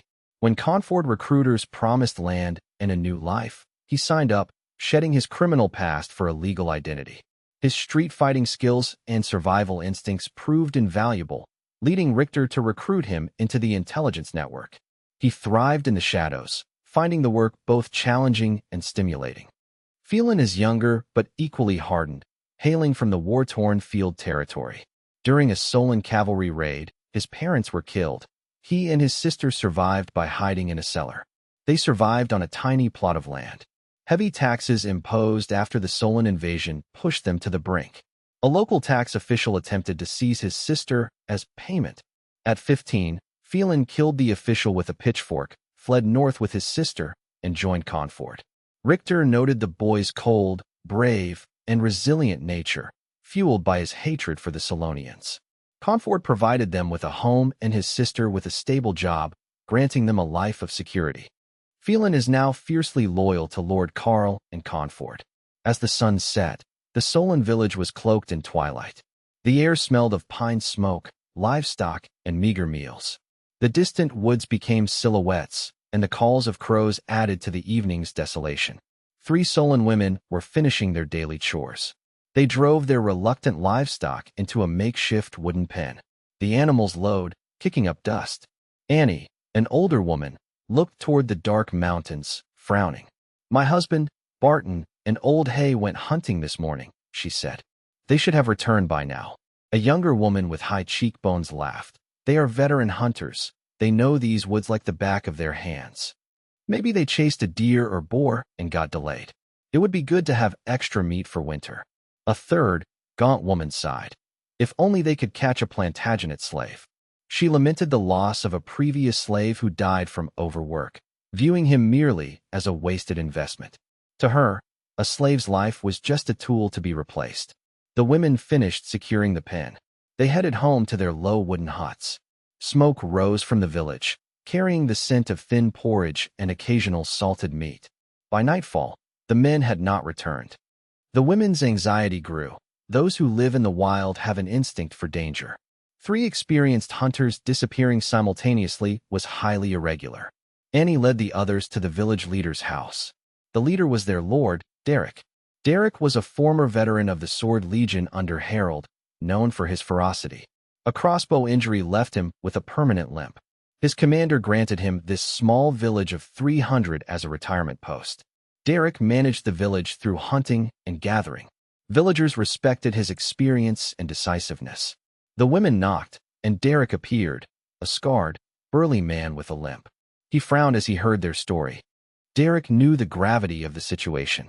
The missing men were the village's best hunters.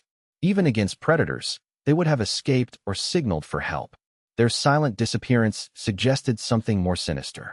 They encountered something else, Derek thought, gripping his old blade. That something was likely hostile humans. He knew what lay south, Confort.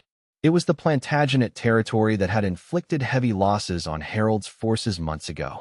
After retreating to Frostguard, Harold had ordered that any Confort people crossing the border be killed on sight. A silver coin for a Confort head, or keep them as slaves. This was the standing order. Derek's village had profited from this before, capturing stray Confort refugees or hunters to trade for silver or labor. But this time, 3 of his strongest hunters vanished without a trace or alarm. It didn't look like a random encounter. Could it be Confort soldiers? Derek's heart skipped a beat. If organized Confort troops were crossing the border, it was dire news. It meant the southern barbarians were no longer content hiding behind their castle walls. They were reaching out to clear the border, perhaps even attacking villages like his. Derek broke into a cold sweat. This village was his livelihood, his retirement, his life. If they dared to attack, he would fight. His eyes flashed with wolf-like ferocity. He would defend this place with his life. He knew how to organize defenses. His men, though not soldiers, could fight behind the village's wooden walls if pushed. But war meant death. He forced himself to stay calm. It was only speculation. Perhaps the men just got lost or stayed in a cave. Though unlikely, he decided to search for them or their remains. He limped to the village square and blew the hollowed-out horn used for emergencies. The low, urgent sound shattered the night silence. Men emerged, clutching axes, bows, and sharpened wooden spears, gathering under the old locust tree with torches. Their faces were confused and tense. Women watched anxiously from doorways. Derek explained, 3 hunters were missing. They needed to search the surrounding paths and hunting grounds immediately. The villagers were stunned to hear Barton and the others were gone. In this isolated village, losing 3 strong laborers was a major blow. Without question, dozens of men organized into squads and began searching under Derek's direction. Torches flickered in the dark as shouts echoed. "Barton! Old Hay! Answer if you can hear us." They searched meticulously for broken branches, footprints, blood, or discarded items. By late night, they had found nothing but their own tracks and startled birds. There were no signs of struggle, blood, or weapons. Even the usual trail markers were missing or wiped clean. When the last team returned empty-handed, Derek's expression turned grim. He dismissed the weary villagers but ordered increased night watches. Standing alone under the locust tree, Derek stared into the dark, ominous forest to the south. 3 men couldn't just vanish.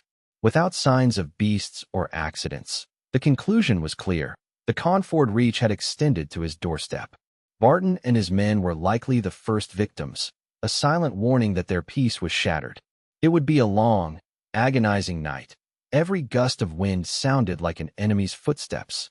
Over the next few days, Richter's scouts, led by Lucas and Phelan, meticulously combed the target area. They returned with vital intelligence. Richter compiled their reports and sketches into a detailed map of the terrain and enemy positions. The atmosphere in the castle study was heavy. Brendan, Roland, Edgar, and the newcomer Elmont gathered around a small table. The table held the fresh map and Richter's battle report. I traced the marked positions on the map as Richter explained. I frowned, then relaxed with a look of realization. "We have quite a few neighbors," I noted quietly. The map showed Solon settlements clustered in river valleys and open forest areas. Brendan analyzed the numbers. Population is denser than expected. Camp 1 has 300 people, 60 combatants. Camp 2 has 480 combatants. The largest, Camp 5 near the Blackwater River, has 500 people and over 100 fighters. The rest are small villages. He pointed to a red triangle. Suspected barracks, unknown numbers, defensible terrain. "The barracks on Grey Wolf Mountain is the real problem," Brendan added. "Scouts couldn't get close. It's easy to defend and hard to attack." I nodded, my gaze lingering on the red triangle. "Ignore it for now," I commanded. "We are fighting a guerrilla war, fast strikes. Our priority is clearing the settlements in the valleys. We will occupy the Grey Wolf Valley, fortify the pass, and leave an elite force to monitor the Solon barracks on the mountain, securing our rear. Once the valley settlements are cleared, we'll deal with the mountain. If they come down, we trap them at the pass. If they stay put, we starve them out once their resources are cut off. If they prove too difficult, we can simply bypass them once the valley is cleared." The group agreed. My plan to avoid the strong and strike the weak was the wisest choice. "Edgar, how is the logistics?" I asked. Edgar checked his notebook. "Ready, my lord. We have enough supplies for 700 men for a month, covering the 15-day campaign and return trip with plenty to spare. If the conflict drags on, we have emergency reserves. We've mobilized 1,000 laborers, 50 wagons, and 200 handcarts to transport grain, arrows, medical supplies, and tools." I smiled. Grim heard of our operation and offered his help. His caravans and hired hunters have suffered losses from Solonian raids. He wants these threats cleared to secure his hunting and mining routes. He's providing 30 wagons and drivers for free, asking only for priority rights to purchase furs and mountain goods after the war. This brings our total to 80 wagons and 200 handcarts, sufficient for our needs. I finally looked relieved. Grim was a shrewd merchant, always knowing when to invest to build favor and expand his business. "Good work, Edgar." Thank Grim for his generous support. Grant his caravans priority on non-military spoils and offer him fair price discounts. Also, he can send his scouts into the territories the Solonians abandon. This served both as a reward and a way to solidify their relationship. "What about the military, Brendan?" I asked. Brendan stood tall. "The 3rd Battalion of the 1st Regiment and the 1st Battalion of the 2nd Regiment are selected. The 3rd is new but motivated. The 1st consists of veteran border guards. Mixing them balances experience and combat power. With 720 men total, We have a slight buffer for casualties and reserves. The troops are ready and equipped, awaiting orders. I asked about the cavalry. Leon stepped forward. 98 elite cavalrymen are ready. Over 30 are veteran border guards recruited from the refugees. They are experts in mounted archery and melee, perfect for hunting down Solonian scouts. Excellent. I nodded, then looked at the slender youth behind the group, Elmont. And the artillery? The room fell silent. No one expected artillery for a mobile guerrilla campaign. Bringing heavy cannons seemed counterintuitive for a fast-paced strike. I knew better. I needed them to breach Solonian wooden stockades and stone walls to minimize casualties. It was also a chance to train the newly formed artillery unit in real combat. Hector was a master craftsman, but too frail for the field. Elmont, however, was young, fit, and a former pirate with extensive combat experience, the perfect leader for the unit. Elmont stepped forward. General, the artillery is ready. 3 minion cannons, light and mobile, perfect for this operation. Falconets are too heavy and would slow us down in the forest. The minion cannons are light, yet powerful enough to shatter Solonian camps. Each has a 5-man crew trained in my new manual, plus 2 horses for transport to ensure we keep pace with the main force. I smiled. Well done. Proceed as planned. I turned to the map, pointing to a marker near the eastern forest edge. This was Camp 1, where Lucas and Phelan had killed 3 Solonian hunters. My strategy: clear the forest from the outside in. I traced the route. We hit Camp 1 first. It's closest, our supply line is short, and our scouts have already cleared their outposts, making it vulnerable. Attacking elsewhere first would alert them. Taking this camp provides a forward base and a vantage point to monitor Grey Wolf Mountain. I pointed northeast. From there, we strike Camp 2, then decide whether to push to Camps 3 and 4 based on intelligence. As we advance, ignore small villages, send squads to quickly clear them, burn structures, and seize supplies. Focus our main strength on the 5 major camps to annihilate their fighting force. The mountain barracks will be handled last.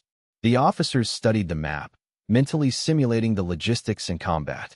The plan was clear, logical, and aligned with their current capabilities. A sound strategy, sir, Brendan said. Step-by-step advancement avoids overextension. The others agreed. I felt reassured. Then execute immediately. Richter, have the Intelligence Bureau copy this map for all unit commanders. Brendan and Roland, return to camp and put the troops on high alert. No one leaves camp. Communications will be monitored. Increase training for night operations and forest skirmishes. Edgar, prepare the logistics train. Secure all personnel and supplies. My gaze turned sharp. Secrecy is paramount. Any leaks will be treated as treason and punished by military law. No exceptions. Yes, sir. The officers replied in unison. The meeting adjourned, and everyone headed to their posts. At dawn, the Conford Plains were cold and misty. The training grounds were already alive with activity. Oliver stood on a platform, his posture rigid despite his stiff left leg. He gripped a wooden baton, his sharp eyes scanning the silent militia company below. These men, mostly former refugees, had taken up arms for stable rations and the chance for glory. Their faces were simple, but their eyes held the discipline of rigorous training. Oliver had received his orders. His battalion had outperformed the others and was tasked with the critical role of guarding the supply train during the summer purge. I ordered Oliver to select an elite company for the upcoming campaign. For the veteran, this was a chance to relive his glory days. Though an old knee injury prevented me from charging the front lines, commanding a unit, even in a rearguard role, reignited my long-dormant fighting spirit. Listen up. Oliver's gravelly voice boomed with unquestionable authority. Today's training, a 10-kilometer weighted march to the Artisan River and back, twice, followed by 2 hours of formation drills and 1 hour of sparring. That's just the morning. A wave of suppressed groans rippled through the ranks. A 20-kilometer run in full gear was brutal. Combined with the follow-up drills, the soldiers felt the one-legged devil had lost his mind, pushing them to the brink of collapse. Many wondered if the 5 silver coins of daily pay were worth risking their lives for such grueling labor. Oliver, hearing the murmurs, struck the leather armor of the nearest complainer with his wooden baton. The soldier winced in pain, but dared not cry out. Speak up. Want to quit? Oliver roared, veins bulging. Get out of line now, and I'll have you and your family evicted from Conford today. He gestured wildly. You get paid, you get to fight, and you get a chance at glory and land. This is 1,000 times better than your lives as wandering refugees. Sweat now so you bleed less later. When the Sorin barbarians arrive, you'll wish you had trained harder. One more word of complaint, and I'll treat it as mutiny. I'll cut you down myself. Understood. The ranks fell into a deathly silence. They knew the one-legged devil was capable of murder. They valued their stable food and shelter in Conford too much to risk expulsion or death. Seeing their fearful, exhausted faces, Oliver felt a grim satisfaction. Fear was an effective tool for forging raw farmers into soldiers. Well, armor up. Move. The unit immediately scrambled into action. Despite their fatigue, they efficiently donned heavy armor and gear, the sound of metal and leather filling the air. Soon, the 100-man unit began a steady trot, kicking up dust as they left the training ground. Oliver mounted a docile horse, his knee unable to handle a warhorse, and followed closely. He watched every movement with a hawk's eye. Whenever a soldier faltered, Oliver struck them with his baton, ensuring the pain served as a lesson. Pain is a reminder. Lose your formation on the battlefield, and you lose your head.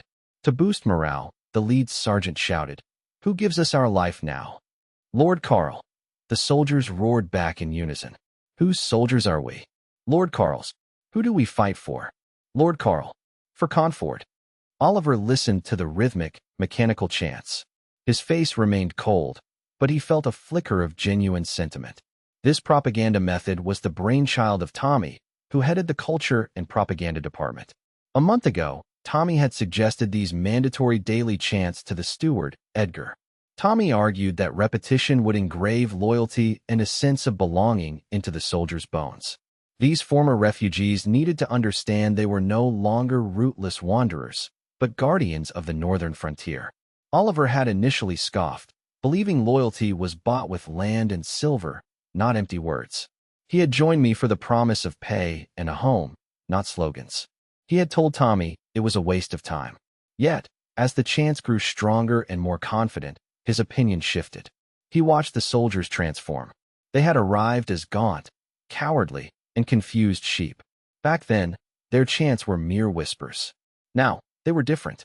Their backs were straight, their eyes held resolve, and they endured the harsh northern frontier winds without complaint. They looked at the Lord's banner with reverence and spoke of defending their new home. Oliver couldn't tell if it was the training or the slogans that had planted the seeds of belonging. He only knew these former refugees now carried themselves like true soldiers. The wind swept across the field, carrying the echoes of their shouts. Oliver watched the sweating young men, a faint smile touching his lips. He had to admit, Tommy's useless slogans actually worked. Near the watchtower, a new figure appeared. It was Albert, the steward representing the royal family, dressed in understated gray. Albert's brow was furrowed. His sharp gray eyes watched the scene coldly. He observed the harsh discipline, the forced obedience, and the chants dedicated solely to me and Conford. "Umph," Albert scoffed internally. "Lord Carl, no kingdom, no majesty," quite the slogan. He watched the chanting troops depart, his gaze darkening. As the Queen Mother's eyes and ears, Albert monitored everything in Conford, especially its military. He had witnessed this desolate land rise under me, watching starving refugees transform into a formidable armed force. The sight of these disciplined troops, whose loyalty was tied solely to their lord, filled him with unease. Well-trained and obedient, Albert mused, his tone ambiguous. Lord Carl certainly knows how to forge an army. He understood the implications of an army loyal only to a man, not the crown, especially in the lawless, complex northern frontier. He watched until Oliver and the troops vanished, leaving only a few soldiers behind. Albert turned toward the castle, his face a mask of cold indifference, his mind made up. Time to report this to the Queen Mother, he thought, walking steadily. My military reforms, my growing private army, and Conford's expanding influence, all had to be reported to the royal capital immediately. How the Queen Mother reacted was not his concern. His duty was simply to observe, record, and report. Days later, with supplies checked and rosters finalized, Conford was ready. I finalized the command structure. I would lead the veteran 1st Battalion as the arrowhead. Brendan would command the new recruits in the 3rd Battalion. Roland would manage logistics. Leon would lead the cavalry, and Elmont the artillery. Every detail was meticulously planned. I issued the final order. We march at dawn. The commanders departed, leaving the castle filled with a tense, martial atmosphere. I stayed in the command room to finalize documents before rubbing my aching temples and leaving. The cold evening air refreshed me, but a heavy burden remained. How to tell Anna and Princess Louise? I had kept the timing vague to spare them worry. But with the march tomorrow, I could no longer hide it. The thought of their concern weighed heavily on me. I felt guilty, yet as a lord, I had responsibilities I could not shirk. Some risks had to be faced directly. I returned to the castle, where dinner awaited. Lady Irene and Princess Louise sat at the table, offering smiles that masked hidden concern. Lady Irene asked if I'd been working too hard. Louise quietly signaled the maid to set my place. I sat, trying to act normal, but my distraction was evident. I ate little, knowing I couldn't delay the truth. I set my fork down with a sharp clatter. I looked at my mother's concerned face and Louise's anxious eyes. "Mother, Princess," I said steadily, "I must inform you that Conford's army marches at dawn for a military operation in the northern forests." A heavy silence filled the room. "War?" Lady Irene's face paled. "Who is leading?" "Surely not you." I met her gaze. "It is me." "Why?" she cried. "What of Brendan and Roland?" "Let them lead. You are the Lord. You should command from the center, not risk your life on the front lines." I remained calm. "Mother, Brendan and Roland are going, but I must go too. This is our first offensive. I don't trust anyone else to handle it. As a lord, I must gain experience. I cannot hide in the castle forever." I softened my tone. "One must learn and grow, mother." Lady Irene stared at my resolute face. Words died in her throat. She realized she could not change my mind. I was no longer a fledgling, but an eagle ready to face the storm. Her protest turned into a long, weary sigh. Princess Louise sat frozen, stunned by the news. When I confirmed I was leading the charge, she went rigid. Her silver spoon clattered against the plate. War had always been a distant concept from history books and legends. It belonged to a world of blood and iron. Now, that world threatened my life. Watching the silent struggle between mother and son, Louise felt suffocated. Seeing the tears in my mother's eyes and the pallor of my wife's face, I felt a surge of deep guilt. I tried to lighten the heavy atmosphere, insisting the campaign against the scattered Solonians was merely a routine sweep with no real danger. My reassurances felt hollow and clumsy. War is never without risk. No amount of preparation can account for every variable. Lady Irene began to tremble, silent tears falling before she broke into suppressed sobs. Tears stained her dinner plate. Regardless of her composure or her son's newfound strength, to her, I remained a child in need of protection. The reality of my departure shattered her facade, exposing her deepest fears. I moved to her side, awkwardly patting her back to comfort her. "Don't cry, mother. Trust me, Brendan, and our troops. We are well prepared and will return safely." Lady Irene looked up, teary-eyed. "Carl, blades have no eyes. The battlefield is unpredictable. How can I not worry?" She choked on her words, unable to continue. She understood the cruelty of war and the weight of the responsibility I carried for my soldiers and subjects.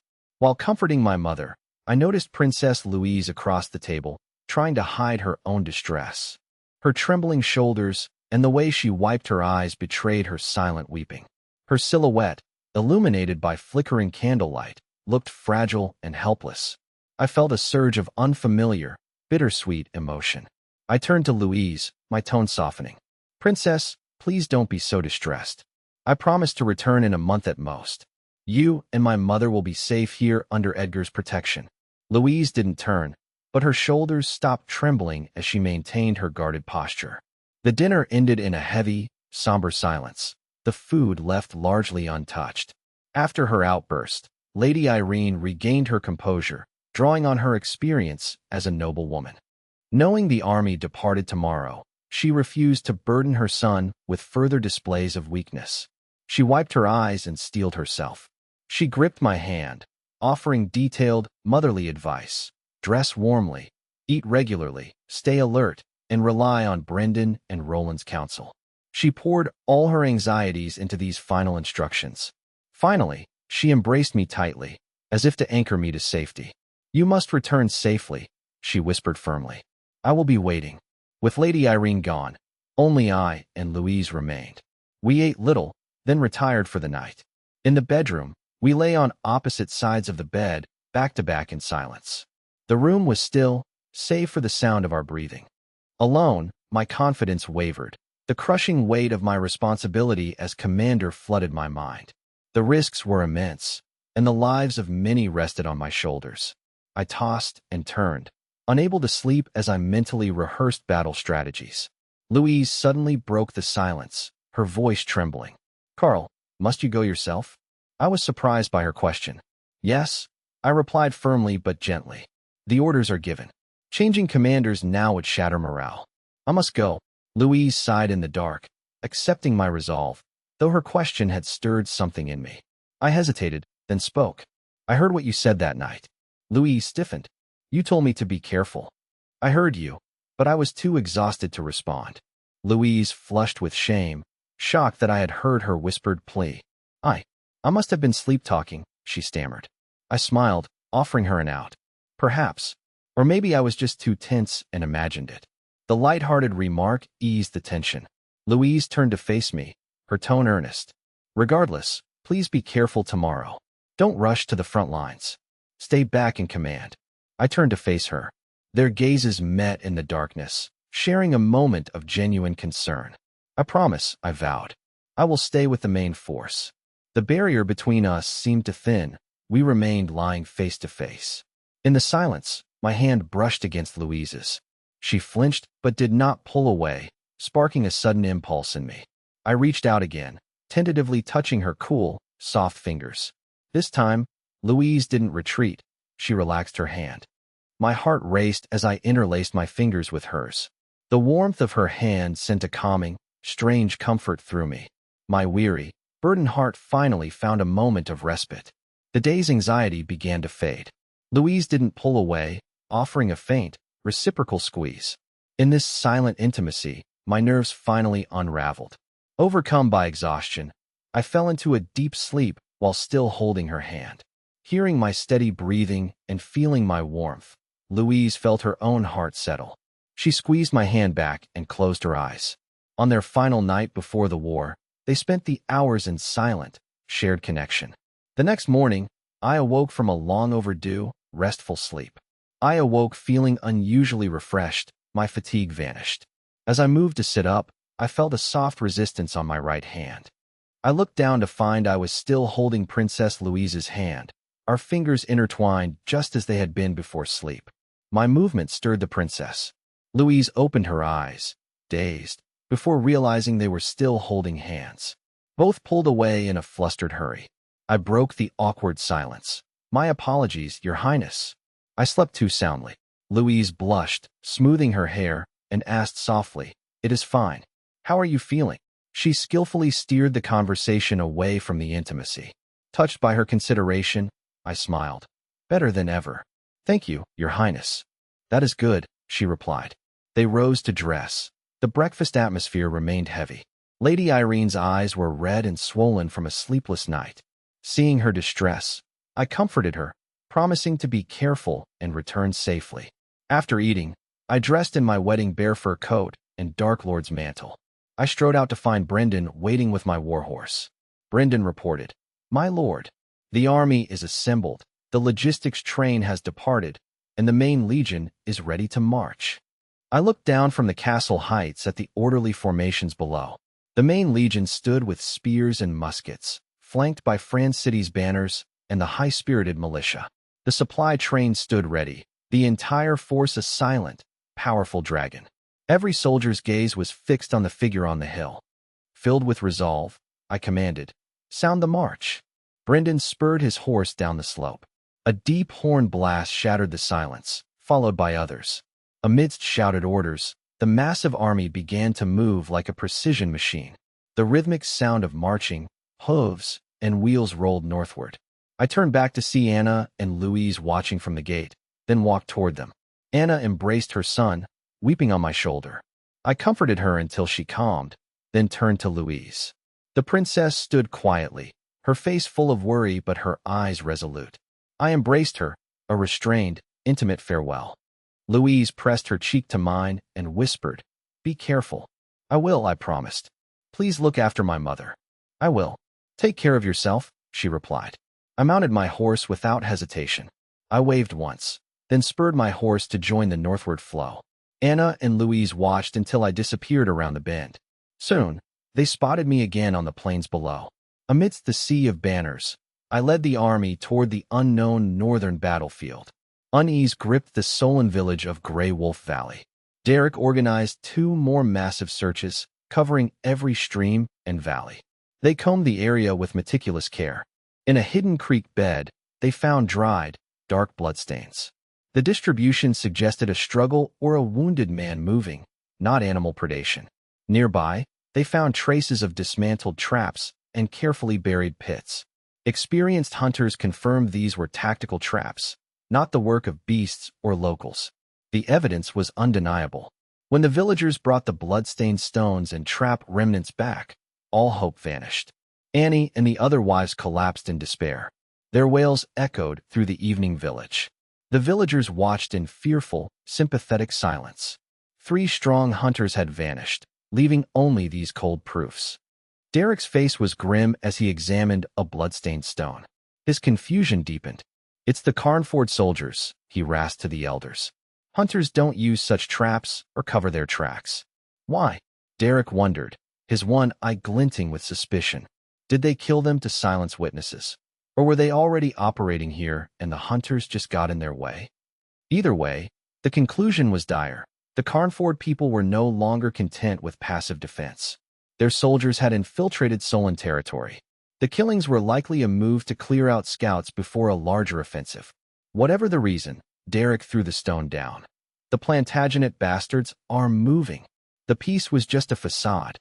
His hope for an accident was gone, replaced by a cold, growing sense of crisis. This was a prelude to war. "No more waiting," Derek shouted to a young man. "Take 2 others and ride to Blackwater Bay, Oak Valley, and the mountain camps. Tell the other leaders. Tell them Carnford has struck. Warn them and ask for reinforcements." The youth left immediately. Derek knew aid was uncertain. The Solon territories were small and often at odds. Yet, in the face of a superior external threat, unity was their only hope. Derek focused entirely on war preparations after dismissing the messenger, hoping for even a small reinforcement of warriors. His territory, Grey Wolf Valley, housed about 400 people, 300 Solonians and 100 Plantagenet slaves or refugees. Among the Solonians, about 50 of the 200 adult males were experienced militia who handled patrols and hunting. Another 70 strong laborers, though untrained, were capable of heavy lifting and could bolster the ranks in an emergency. Derek seemed like a different man these past few days. He paced the village with a limp, his voice raspy from constant shouting. He ordered the opening of an old, rusted warehouse containing meager gear from his retirement settlement. He scavenged rusted axes, chipped blades, worn leather armor, chainmail fragments, and rotting hunting bows, distributing them to his men. The 50 militia took the best gear. Others were armed with fire-hardened wooden spears made from local timber. He had women and elders sew crude leather armor from his private stash of bison and bear hides for those lacking protection. It was minimal protection, but better than nothing. Grey Wolf Valley braced itself like a frightened hedgehog. Derek deployed scouts with hunting bows and bone whistles to high points and key paths to signal any movement. The atmosphere in the territory grew increasingly tense. News of the 3 dead hunters spread, fueling fear among the women. Derek's frantic preparations, arming men, reinforcing fences, convinced everyone that the Carnford army was coming. Panic began to ferment among the villagers. They recalled their past brutality toward Plantagenet farmers, once feeling secure in their role as oppressors. Now, facing the disciplined Carnford army that had defeated Harold, their bravado vanished. replaced by deep-seated terror. They realized their crude weapons and leather armor were likely insufficient against a professional force. Rumors spread of Carnford's iron tubes that spat fire and thunder, killing multiple men at once. Tales of soldiers in impenetrable iron armor and their formidable lord further fueled the hysteria. Some villagers considered fleeing into the deep mountains, while others grew irritable or fell into a fearful, mechanical obedience. Derek watched them reinforce fences and sharpen weapons, his own anxiety mounting. With his forces' morale shattered by fear, he knew they might crumble, but he had no choice. This land was his life. As a former soldier, he would be worthless without his territory. Surrender was not an option, given the atrocities they had committed against the Plantagenets. He had to squeeze every ounce of potential from his people for a final, desperate stand. He roared at the men in the village square, trying to replace their fear with anger. They are only men. This is our home. Fight for your families and your land. Cut wood, train hard. If we die, we take them with us. His shouts echoed through the mountains, failing to disperse the gathering war clouds. My army moved like a slow, steady iron current, leaving the Carnford plains for the dense eastern forests. The straight-line distance to the Grey Wolf Valley Solonian camp was only 40 kilometers. Under normal conditions, the Carnford New Army could reach it in 2 days. However, I knew the importance of caution in unfamiliar, complex terrain. I prioritized stability over speed, wary of the cunning Solonians. They covered less than 15 kilometers on the first day, camping by a stream. This pace preserved my troops' stamina and kept the enemy under psychological pressure. I deployed cavalry scouts led by Leon and Thorstein to act as eyes and ears, patrolling the perimeter. I rode my black warhorse on the flank, observing my army's first real campaign. I needed to see their true state in the field.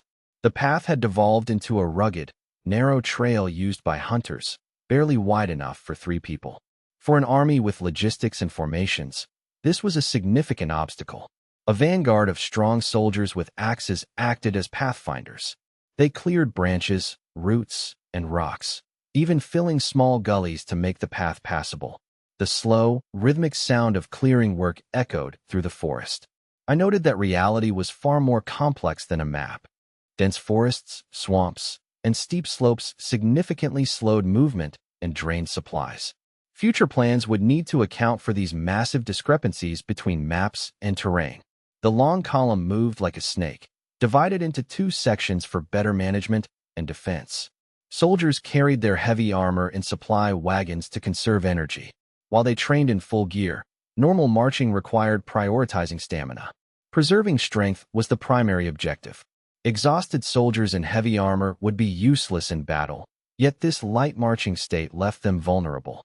The narrow path stretched the column, making it susceptible to being cut in half. History was full of armies destroyed while on the march. I was acutely aware of this danger. I relied on my swarm of cavalry scouts to mitigate the risk. Scouts frequently returned to report on the safety of the path ahead. Information regarding animal tracks or bird movements was quickly relayed to me and Brendan. These constant updates wove a safety net that kept my mind at ease. Those Solonians know the mountains. Moving large forces undetected by elite cavalry is difficult. The rear consisted of a long logistics train, 50 sturdy wagons provided by Grimm, plus Conford's own vehicles and 200 handcarts, formed a massive transport line. They carried grain, arrows, spare weapons, medicine, tents, and the soldiers' armor. The conscripted laborers followed, weary but steady. As refugees and farmers from Conford, they were accustomed to hardship. Protected by the main army and patrolling cavalry, they felt secure and worked with purpose. I observed the troops. Despite their fatigue, their eyes were resolute, showing no panic. Officers remained vigilant, and the army maintained an orderly, combative spirit as they neared the battlefield. Morale is high, I assessed. Beyond equipment and training, high morale is the cornerstone of combat effectiveness. Seeing my new army maintain discipline while deep in enemy territory bolstered my confidence. Yet, I remained cautious. The true test lay ahead. Whether the Solonians in Grey Wolf Valley were prepared or reinforcements were coming remained to be seen. My goal was to reach the battlefield in peak condition and deliver a decisive blow. The wind moaned through the bare branches. On the fourth morning, cold fog blanketed the forest, smelling of damp earth and rot. A low horn blast roused the Confort camp. Soldiers efficiently packed tents and erased signs of their encampment. Scouts vanished into the morning mist to reconnoiter.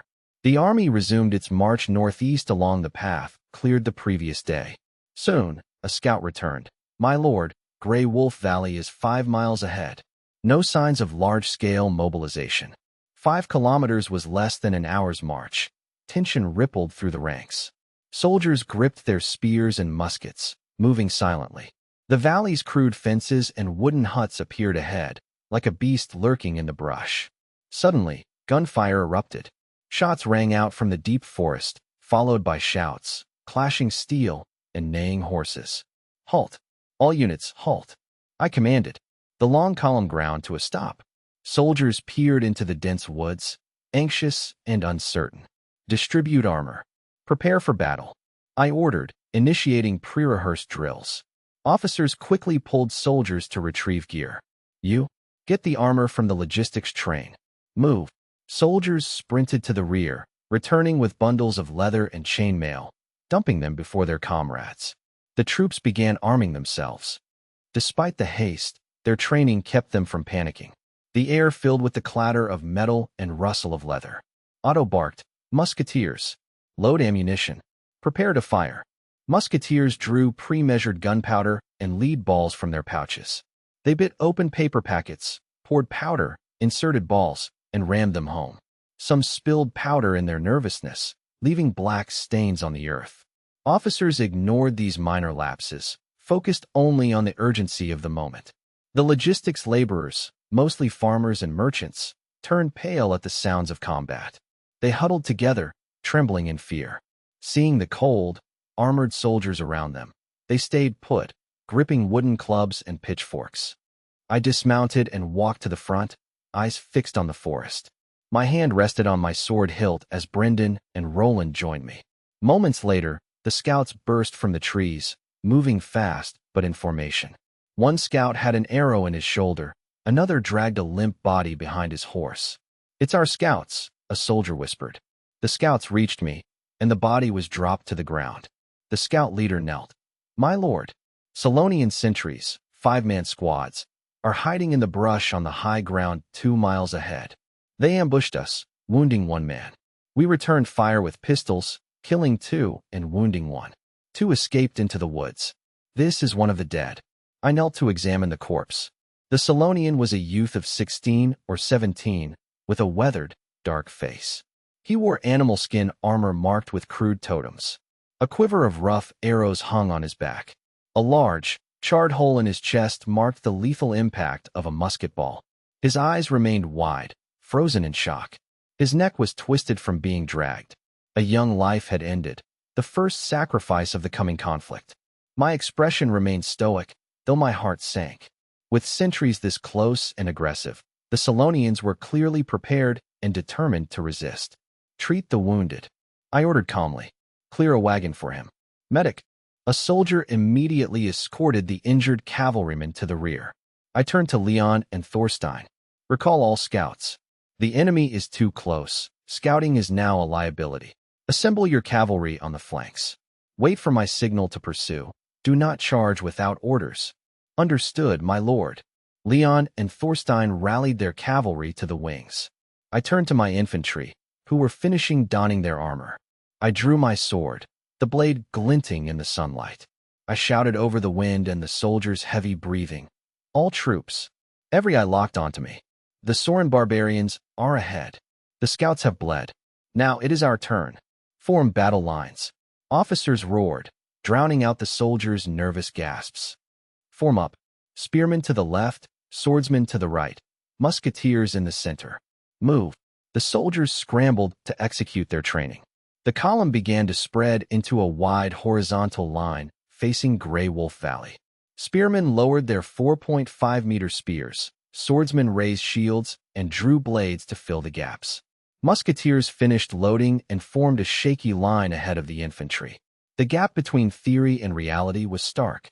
This was not the flat, hard-packed training ground of Confort. The ground was soft, tangled with roots, pits, and dense underbrush. Soldiers tripped over roots and vines, stumbling as they tried to maintain spacing. One fall caused a chain reaction, clogging the formation. Watch your feet. Keep spacing. Raise your spears. Don't point those muskets at your own men. Officers and veterans used sticks and scabbards to shove the panicked recruits into place. Sweat poured down the soldiers' tense faces. The formation was slow, clumsy, and chaotic. I watched, my brow furrowed in frustration. This was my new army. They looked no better than the raw militia I had first inspected. Without the brutal intervention of my NCOs, I feared the recruits might break and run. Artillery Commander Elmont hurried over, looking equally anxious. My lord, what of the 3 minion cannons? Should we push them to the front? I had brought the light artillery for shock value. I had intended them to blast gaps in the enemy lines. But seeing my disorganized infantry in this complex terrain, I realized the cannons would be a liability. They would be useless in the brush and vulnerable to ambush. I looked toward the rising slope ahead. Beyond that ridge lay the open ground of the Solon camp. Elmont, I commanded, keep the cannons back. See that ridge? Elmont nodded. Yes, my lord. Once my infantry clears the ridge, move the cannons to the crest. Ignore the enemy formation. Target the village in Grey Wolf Valley. Use solid shot to destroy their structures and sow panic. Understood. Elmont's eyes lit up. It was a safe, effective mission. Understood. We will bombard the village from the ridge. He saluted, relieved to avoid the infantry chaos. I turned to the rear, where Roland stood with the logistics train and militia. I leaned in, whispering, Roland, keep your militia guarding the supplies. But also form a defensive square here. Spears out, archers and javelin men inside. Be ready. Roland was stunned. My lord, do you think the main force will? He didn't finish, but his doubt was clear.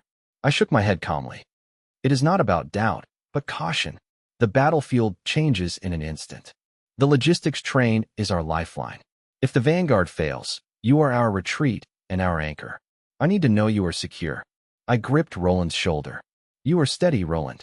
Whatever happens ahead, your priority is the safety of the supplies and this reserve position. Roland felt the weight of the command. His initial ease vanished, replaced by grim responsibility. He saluted sharply. Understood, my lord. The supplies in this position will hold as long as I draw breath. Good. I returned to the front.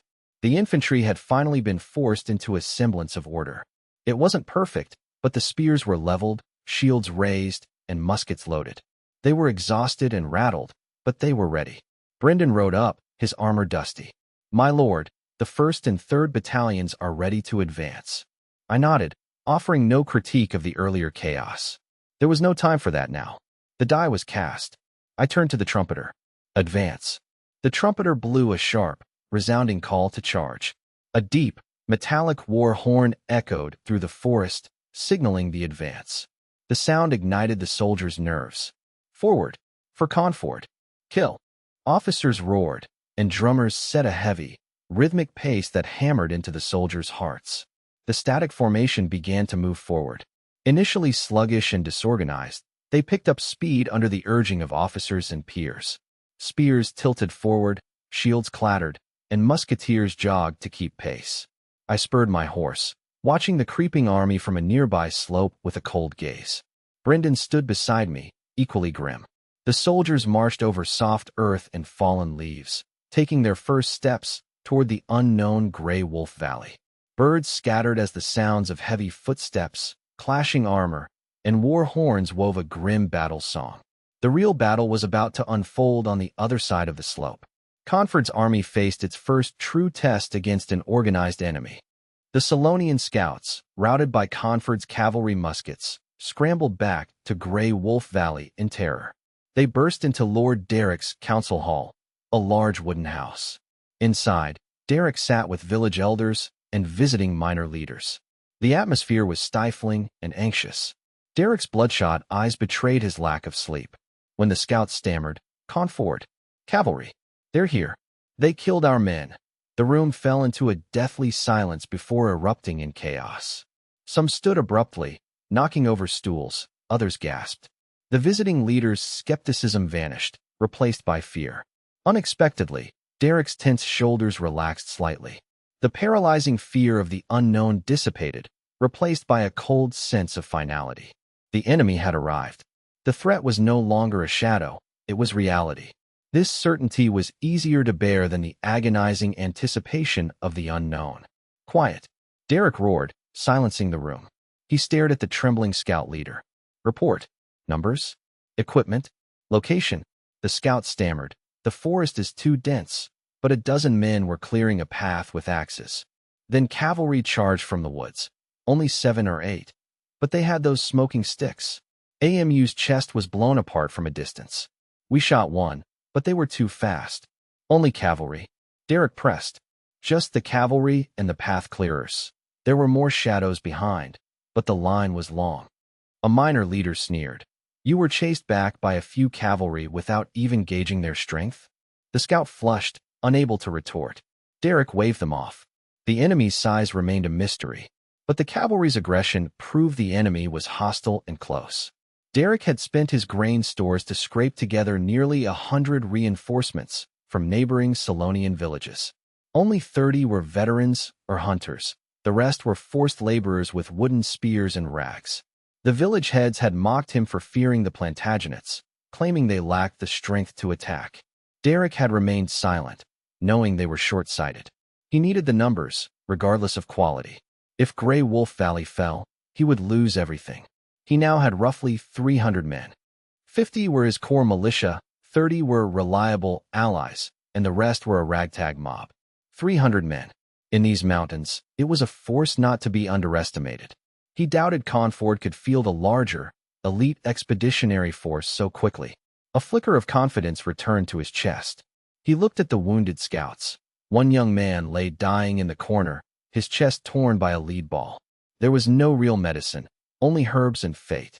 Take them away, have the women bandage them, and bring them soup, Derek ordered coldly. He didn't care for their lives, but as a lord, he had to perform the gesture of compassion. He couldn't afford to demoralize the others. With the scouts gone, the room turned to Derek. He scanned the faces, loyal elders, calculating outsiders, and desperate young leaders. Gentlemen, Derek said, his voice resolute. Conford is at our doorstep. They have killed our men. What do we do? A brief silence followed. A village elder slammed his cane. What else? We fight. This is our home. Fight. The Plantagenets have gone too far, a leader shouted. We'll fight them to the death, the young leaders roared. No one mentioned surrender. To the Solonians, retreat meant total loss and shame. Good. Derek wanted this unity. He slammed the table and stood, his eyes burning with malice. Notify your men. Take up your weapons. Bows strung, blades drawn. Assemble behind the village fence. Archers on the wooden walls. Spearmen and axemen in front. Laborers in the rear. If the Southerners dare come, let them taste the might of our Solon warriors. Let their blood stain the soil of Grey Wolf Valley. For our homes. For our women and children. Kill! Kill! The men roared in unison, their bloodlust ignited, the sound nearly lifting the roof of the hut. Orders spread instantly, and Grey Wolf Valley, already on high alert, erupted like a kicked hornet's nest. Sharp bone whistles echoed as men rushed from their shacks, weapons in hand, surging toward the reinforced wooden fence at the village entrance. Women pulled their children into cellars, peering out through cracks in terror. Under Derek's roaring commands, over 300 Solon soldiers scrambled to form a defensive line behind the fence. Despite their crude weapons and visible fear, a desperate, cornered beast ferocity began to coalesce over the camp. They gripped their weapons, eyes locked on the ridge where the Carnford army was about to appear. Time crawled in the suffocating silence as the Solon defenders stared at the sparse, tree-lined ridge. The wind seemed to die. The air grew thick with the scent of earth, sweat, and dread. Finally, a figure appeared on the ridge, radiating a heavy, oppressive presence. Morning light caught the figure.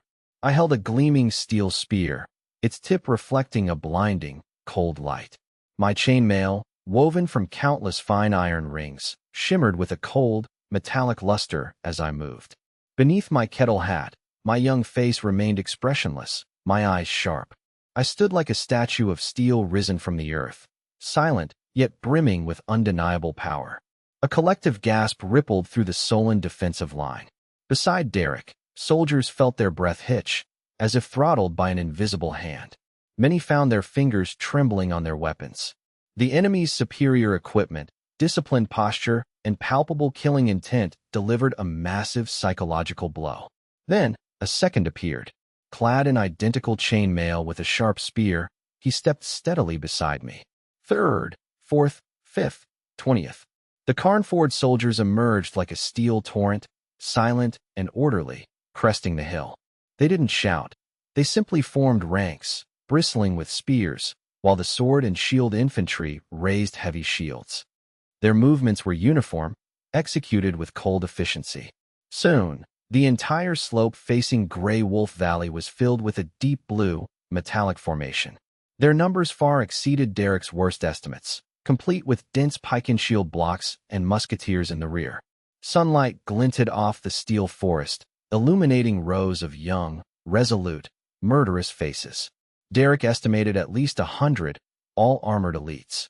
The disparity between his men's leather armor and the enemy's chainmail was stark. Fear spread like a venomous snake. Teeth chattered audibly across the sullen line. The mercenary leaders Derek had bribed with grain turned pale, regretting their greed. Had they known the Carnford army was this well-equipped and trained, they never would have come. This wasn't an easy payday, it was a death sentence. Derek felt a chill run down his spine, his heart hammering. The formation was too orderly, the equipment too fine. This wasn't a skirmish, it was a full-scale, determined assault. But he was the Lord, the commander, the pillar of their resolve. He could not show fear, or his 300 men would instantly collapse. He forced himself to stay calm, searching for a way to stabilize morale. He recalled his time in the Solon Corps, where Plantagenet lords often placed their best-equipped, personal guards at the front. These guards were strong but few. If they were broken, the conscripted farmers behind them usually fled. Yes, that must be it. Derek clung to this desperate hope. He took a deep breath and roared at his wavering men, his voice raspy with exertion. Brothers, don't be afraid. Hold steady. Look closely. He waved his old sword at the steel formation. These men look scary, but they're just personal guards bought with the Southerner lord's money. It's all for show. I've seen it 1,000 times. He raised his voice so all could hear. There aren't many of them, just those in iron at the front. Kill them, and the rest are just pathetic, untrained farmers. To incite greed, he added. See their chainmail? Their steel weapons? Kill them, and it's all ours. A suit of chainmail is worth 2 cows and Frostguard. We won't have to worry about winter. Follow me, crush these guards. The rest will run. We'll take their gold, their armor, their weapons. Fight to the death for our spoils. Derek's words, mixing contempt for the guards and promises of loot, acted like a potent drug on the crumbling defenders. Fear was suppressed by a cocktail of greed and the instinct for survival. The veterans and militia, knowing the logic of the bold feast while the timid starve, were particularly swayed. The Lord was right. The enemy numbers weren't infinite. If they broke the front line, the rest would be easy. That shiny armor looked tempting. Fight to the death. Kill them. Take the armor. Fight the Southerners. The boldest roared back, their voices cracking with a frantic energy meant to dispel their own terror. The mercenary leaders, though cursing Derek for his lies, had no other choice. Looking at the enemy's formation and the rumored cavalry, running now meant certain, gruesome death. Their only path to survival was to fight. They gritted their teeth and joined the shouting. Kill. Kill the Southerners. For the tribe. Fight. A ragged, desperate chorus of war cries rose from the Grey Wolf Valley line. Through threats and promises, Derek had miraculously stabilized their morale. At least, they no longer looked ready to break at a touch. Everyone gripped their crude weapons, eyes fixed on the approaching Carnford wall, bracing for the final, brutal clash. Yet, deep down, the shadow of their initial terror remained. Even if these were just guards, there were simply too many of them, and their gear was far too good. Doubts about whether they could win still gnawed at many soldiers. I, accompanied by guards, a flag bearer, and a messenger, bypassed the main column to reach a secluded spot on the hillside. The elevated position, shielded by a reverse slope, offered a clear view of the battlefield while remaining safe from enemy archers. Crouching, I adjusted my telescope, bringing the distant scene into sharp focus. The Solon camp in Grey Wolf Valley was visible, an irregular oval of wooden fences enclosing low huts and shacks. A dense crowd of Solonians gathered behind the fence gap. I scanned them intently. I estimated their numbers, 6 rows of about 20, plus scattered archers on the towers. I was training myself to assess enemy strength under combat conditions. A skilled commander must be able to estimate enemy numbers by observing formation density and scale when intelligence is delayed. This skill is vital for deciding whether to attack, defend, or retreat in the heat of battle. I resolved to make visual estimation a standard training subject for all officers and scouts. Between 300 and 400, no more than 500, I concluded. This matched scout reports, though I needed to assess their quality. The wooden fence was crude, but functional. The Solonians stayed behind the fence rather than charging, suggesting their commander had basic military sense. Their formation was decent, if not disciplined. The front line consisted of tough soldiers in mismatched, patchwork leather armor. They were armed with sharpened wooden spears, some metal-tipped, or heavy battle axes and machetes. These men, standing densely, appeared to be the core force. Near the center, I spotted a burly officer wearing a scarred face, worn chainmail, and a Norman helmet. He was shouting orders, surrounded by subordinates in scrap armor. This was undoubtedly the Solon commander. 2 crude arrow towers made of logs and vines stood on either side of the fence. 2 archers stood on each, nervously watching the hillside. A threat, I thought. Though inferior to regular army bows, these archers could still harass unarmored troops. I turned my attention to my own forces. Brendan's vanguard, primarily the 3rd Battalion, was descending the slope toward Grey Wolf Valley. Soldiers marched in steady ranks, spears leveled, shields raised, with musketeers interspersed. Brendan was visible, issuing adjustments through his flag-bearer and trumpeter. Despite the initial chaos of forming up, the Carnford army moved with rhythmic precision, guided by the officers' whistles. The sharp, clear whistles kept the soldiers in step and maintained spacing. The noise of panic was replaced by the steady thud of boots, clanking armor, and low commands. The formation moved like a well-oiled machine toward the Solon camp. Seeing this, my last doubts vanished. With superior training, equipment, and terrain, victory was certain. I ordered my flag-bearer. Tell Leon to send 2 10-man cavalry squads to harass the enemy without charging, while the rest wait at the forest edge. Once our infantry breaks their line, the cavalry must pursue and annihilate them without further orders. The flag-bearer signaled the cavalry, his movements precise in the morning light. I watched the valley through my telescope. I saw movement at the forest edge. Leon's cavalry was ready, like leopards waiting to strike. I refocused on the Solon commander and his chaotic camp. The stage is set, I whispered. I wanted to see how sharp my new army's blades would be in their first taste of blood, and how long the Solon commander would last.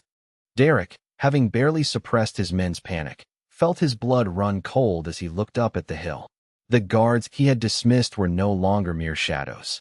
They were a deep blue tide, pouring endlessly over the hill. Row after row appeared, gleaming helmets, breastplates, a forest of steel spears, wall-like shields, and the chilling muzzles of muskets. It was a moving forest of steel, not a small detachment. There were nearly 1,000 of them. Derek's hope of an easy victory shattered. This was the full Carnford army, and despair spread through the Solon ranks. Their fragile morale, bought with loot and threats, crumbled instantly. No, so many will die. Whispers turned to panicked cries as men began to look for escape routes. A scarred veteran near Derek dropped his spear and turned to flee toward the village. "Stop!" Derek roared, knowing the danger of a single deserter. If one ran, the rest would follow, turning the battle into a slaughter. Driven by survival and fear of failure, Derek abandoned all mercy. He lunged with his heavy battle axe, swinging it in a lethal arc. A dull thud followed, and warm blood sprayed across Derek's face. The veteran turned in horror, only to meet the axe and Derek's bloodshot, demonic eyes. Derek decapitated a deserter in one stroke, the head rolling away as the headless corpse collapsed in a fountain of blood. Silence instantly gripped the front line. The Solan soldiers stared in horror, paralyzed by the sight. Blood stained the earth and the soldiers' leather armor, the metallic scent thick in the cold air. Derek, his face and beard slick with warm blood, looked like a demon risen from hell. "Look closely," Derek roared, his voice raspy as he brandished his blood-dripping battle axe. "This is the fate of anyone who retreats." He scanned their terrified faces. "Where will you run? The cavalry is outside. You cannot outrun them. You'll be slaughtered like rabbits." He pointed his axe at the approaching steel formation on the hillside. "They will leave no one alive. Think of your women, your children, your homes. Fight, kill them, or die trying. It's the only way your families survive. Pick up your weapons." Fear and desperation fused into a frantic, twisted resolve. The Solan soldiers let out bestial howls, gripping their weapons tightly, their trembling subsiding into a desperate, temporary courage. Knowing threats weren't enough, Derek ordered several youths. "Go to the back of the village. Tell the women, elderly, and children to flee into the deep mountains immediately. Run." The children scrambled away. Derek felt a pang of sorrow. This was their only, albeit slim, chance at survival. "Cavalry. They're flanking us," a soldier screamed. Derek turned sharply. Two small detachments of cavalry emerged from the woods on the Carnford army's flanks. There were about 20 riders in total. They were light cavalry, mounted on swift horses, their movements agile and professional. They didn't charge. Instead, they circled toward the village fence. "Hold steady," Derek shouted. "They're few. They're just probing us. Archers, slingers, fire." The Solan ranged units reacted instantly. Archers and slingers behind the fence unleashed a volley. For archers in the arrow towers joined in, firing bone and stone-tipped arrows. The Carnford cavalry, clearly well-trained, anticipated the attack. At the edge of effective range, the officer whistled. The riders wheeled their horses around and retreated. Most projectiles fell harmlessly into the dirt. A few arrows struck armor, but the iron-studded leather armor deflected them easily. The 20 riders retreated to a distance of 50 meters, circling like wolves watching their prey. They were now beyond the effective range of the Solan hunters' bows. Slings were ineffective against armored targets at this distance. Yet, this repulsion of the cavalry acted as a psychological stimulant for the Solan defenders. "Look," they ran. "Our bows work." The soldiers felt a surge of false hope, believing they were capable of fighting back. Their fear was replaced by a manic, desperate excitement. "Good," Derek bellowed. "They fear death just like us. Hold the line, and they can't touch us." "Fight to the death," the Solan line roared back. Driven by the overseer's axe, concern for family, and the illusion of success, the 300 men braced for the approaching steel tide.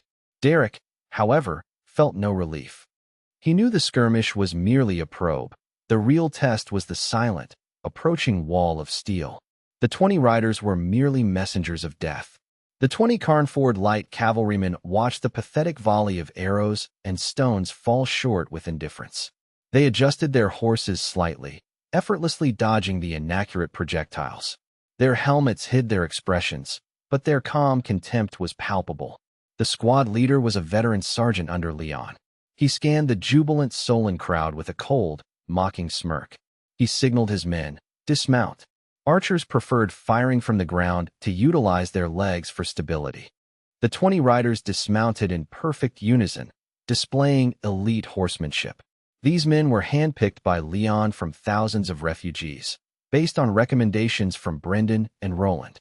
They were former border soldiers or nomadic tribesmen, all seasoned in skirmishes. Leon had subjected them to rigorous training in cavalry tactics and small unit coordination. Facing the Solonians, they felt only the cold intent of veteran killers. They drew their cavalry recurve bows and pulled armor-piercing bodkin arrows from their quivers. They drew their bows, aiming steadily at the crowded, disorganized Solan formation 50 meters away.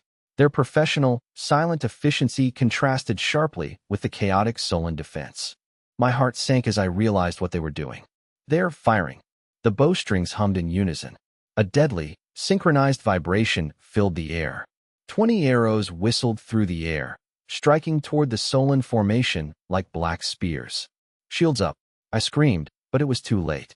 The Solon line was packed too tightly for defense. With only rags and crude leather armor, they were defenseless against the incoming volley. Armor-piercing bodkin arrows fired from 50 meters away easily bypassed the Solonians' thin clothing and leather armor. Screams of agony and cries for help erupted as the arrows found their marks. The sickening thuds of arrows hitting flesh and the cries of the wounded shattered the Solonians' false bravado. Sharp arrowheads tore through crude armor, embedding deep into the soldiers. Some died instantly from headshots, while others collapsed with chest wounds or writhed in pain from limb injuries. A single volley left 7 or 8 Solonians dead or wounded, staining the ground with blood. The morale they had briefly mustered vanished like a soap bubble. Panic chilled the hearts of the remaining defenders. Yet, this was only the beginning. The cavalry didn't pause, swiftly knocking fresh arrows. A second volley of 20 arrows descended like a swarm of locusts upon the chaotic ranks. Soldiers screamed, scrambling for cover or trying to hide behind shields. The crowded, disorganized formation prevented any effective retreat, only creating more gaps for the archers. Another dozen soldiers fell, shrieking in pain. One arrow struck Derek's Norman helmet, knocking his head back and leaving him dazed.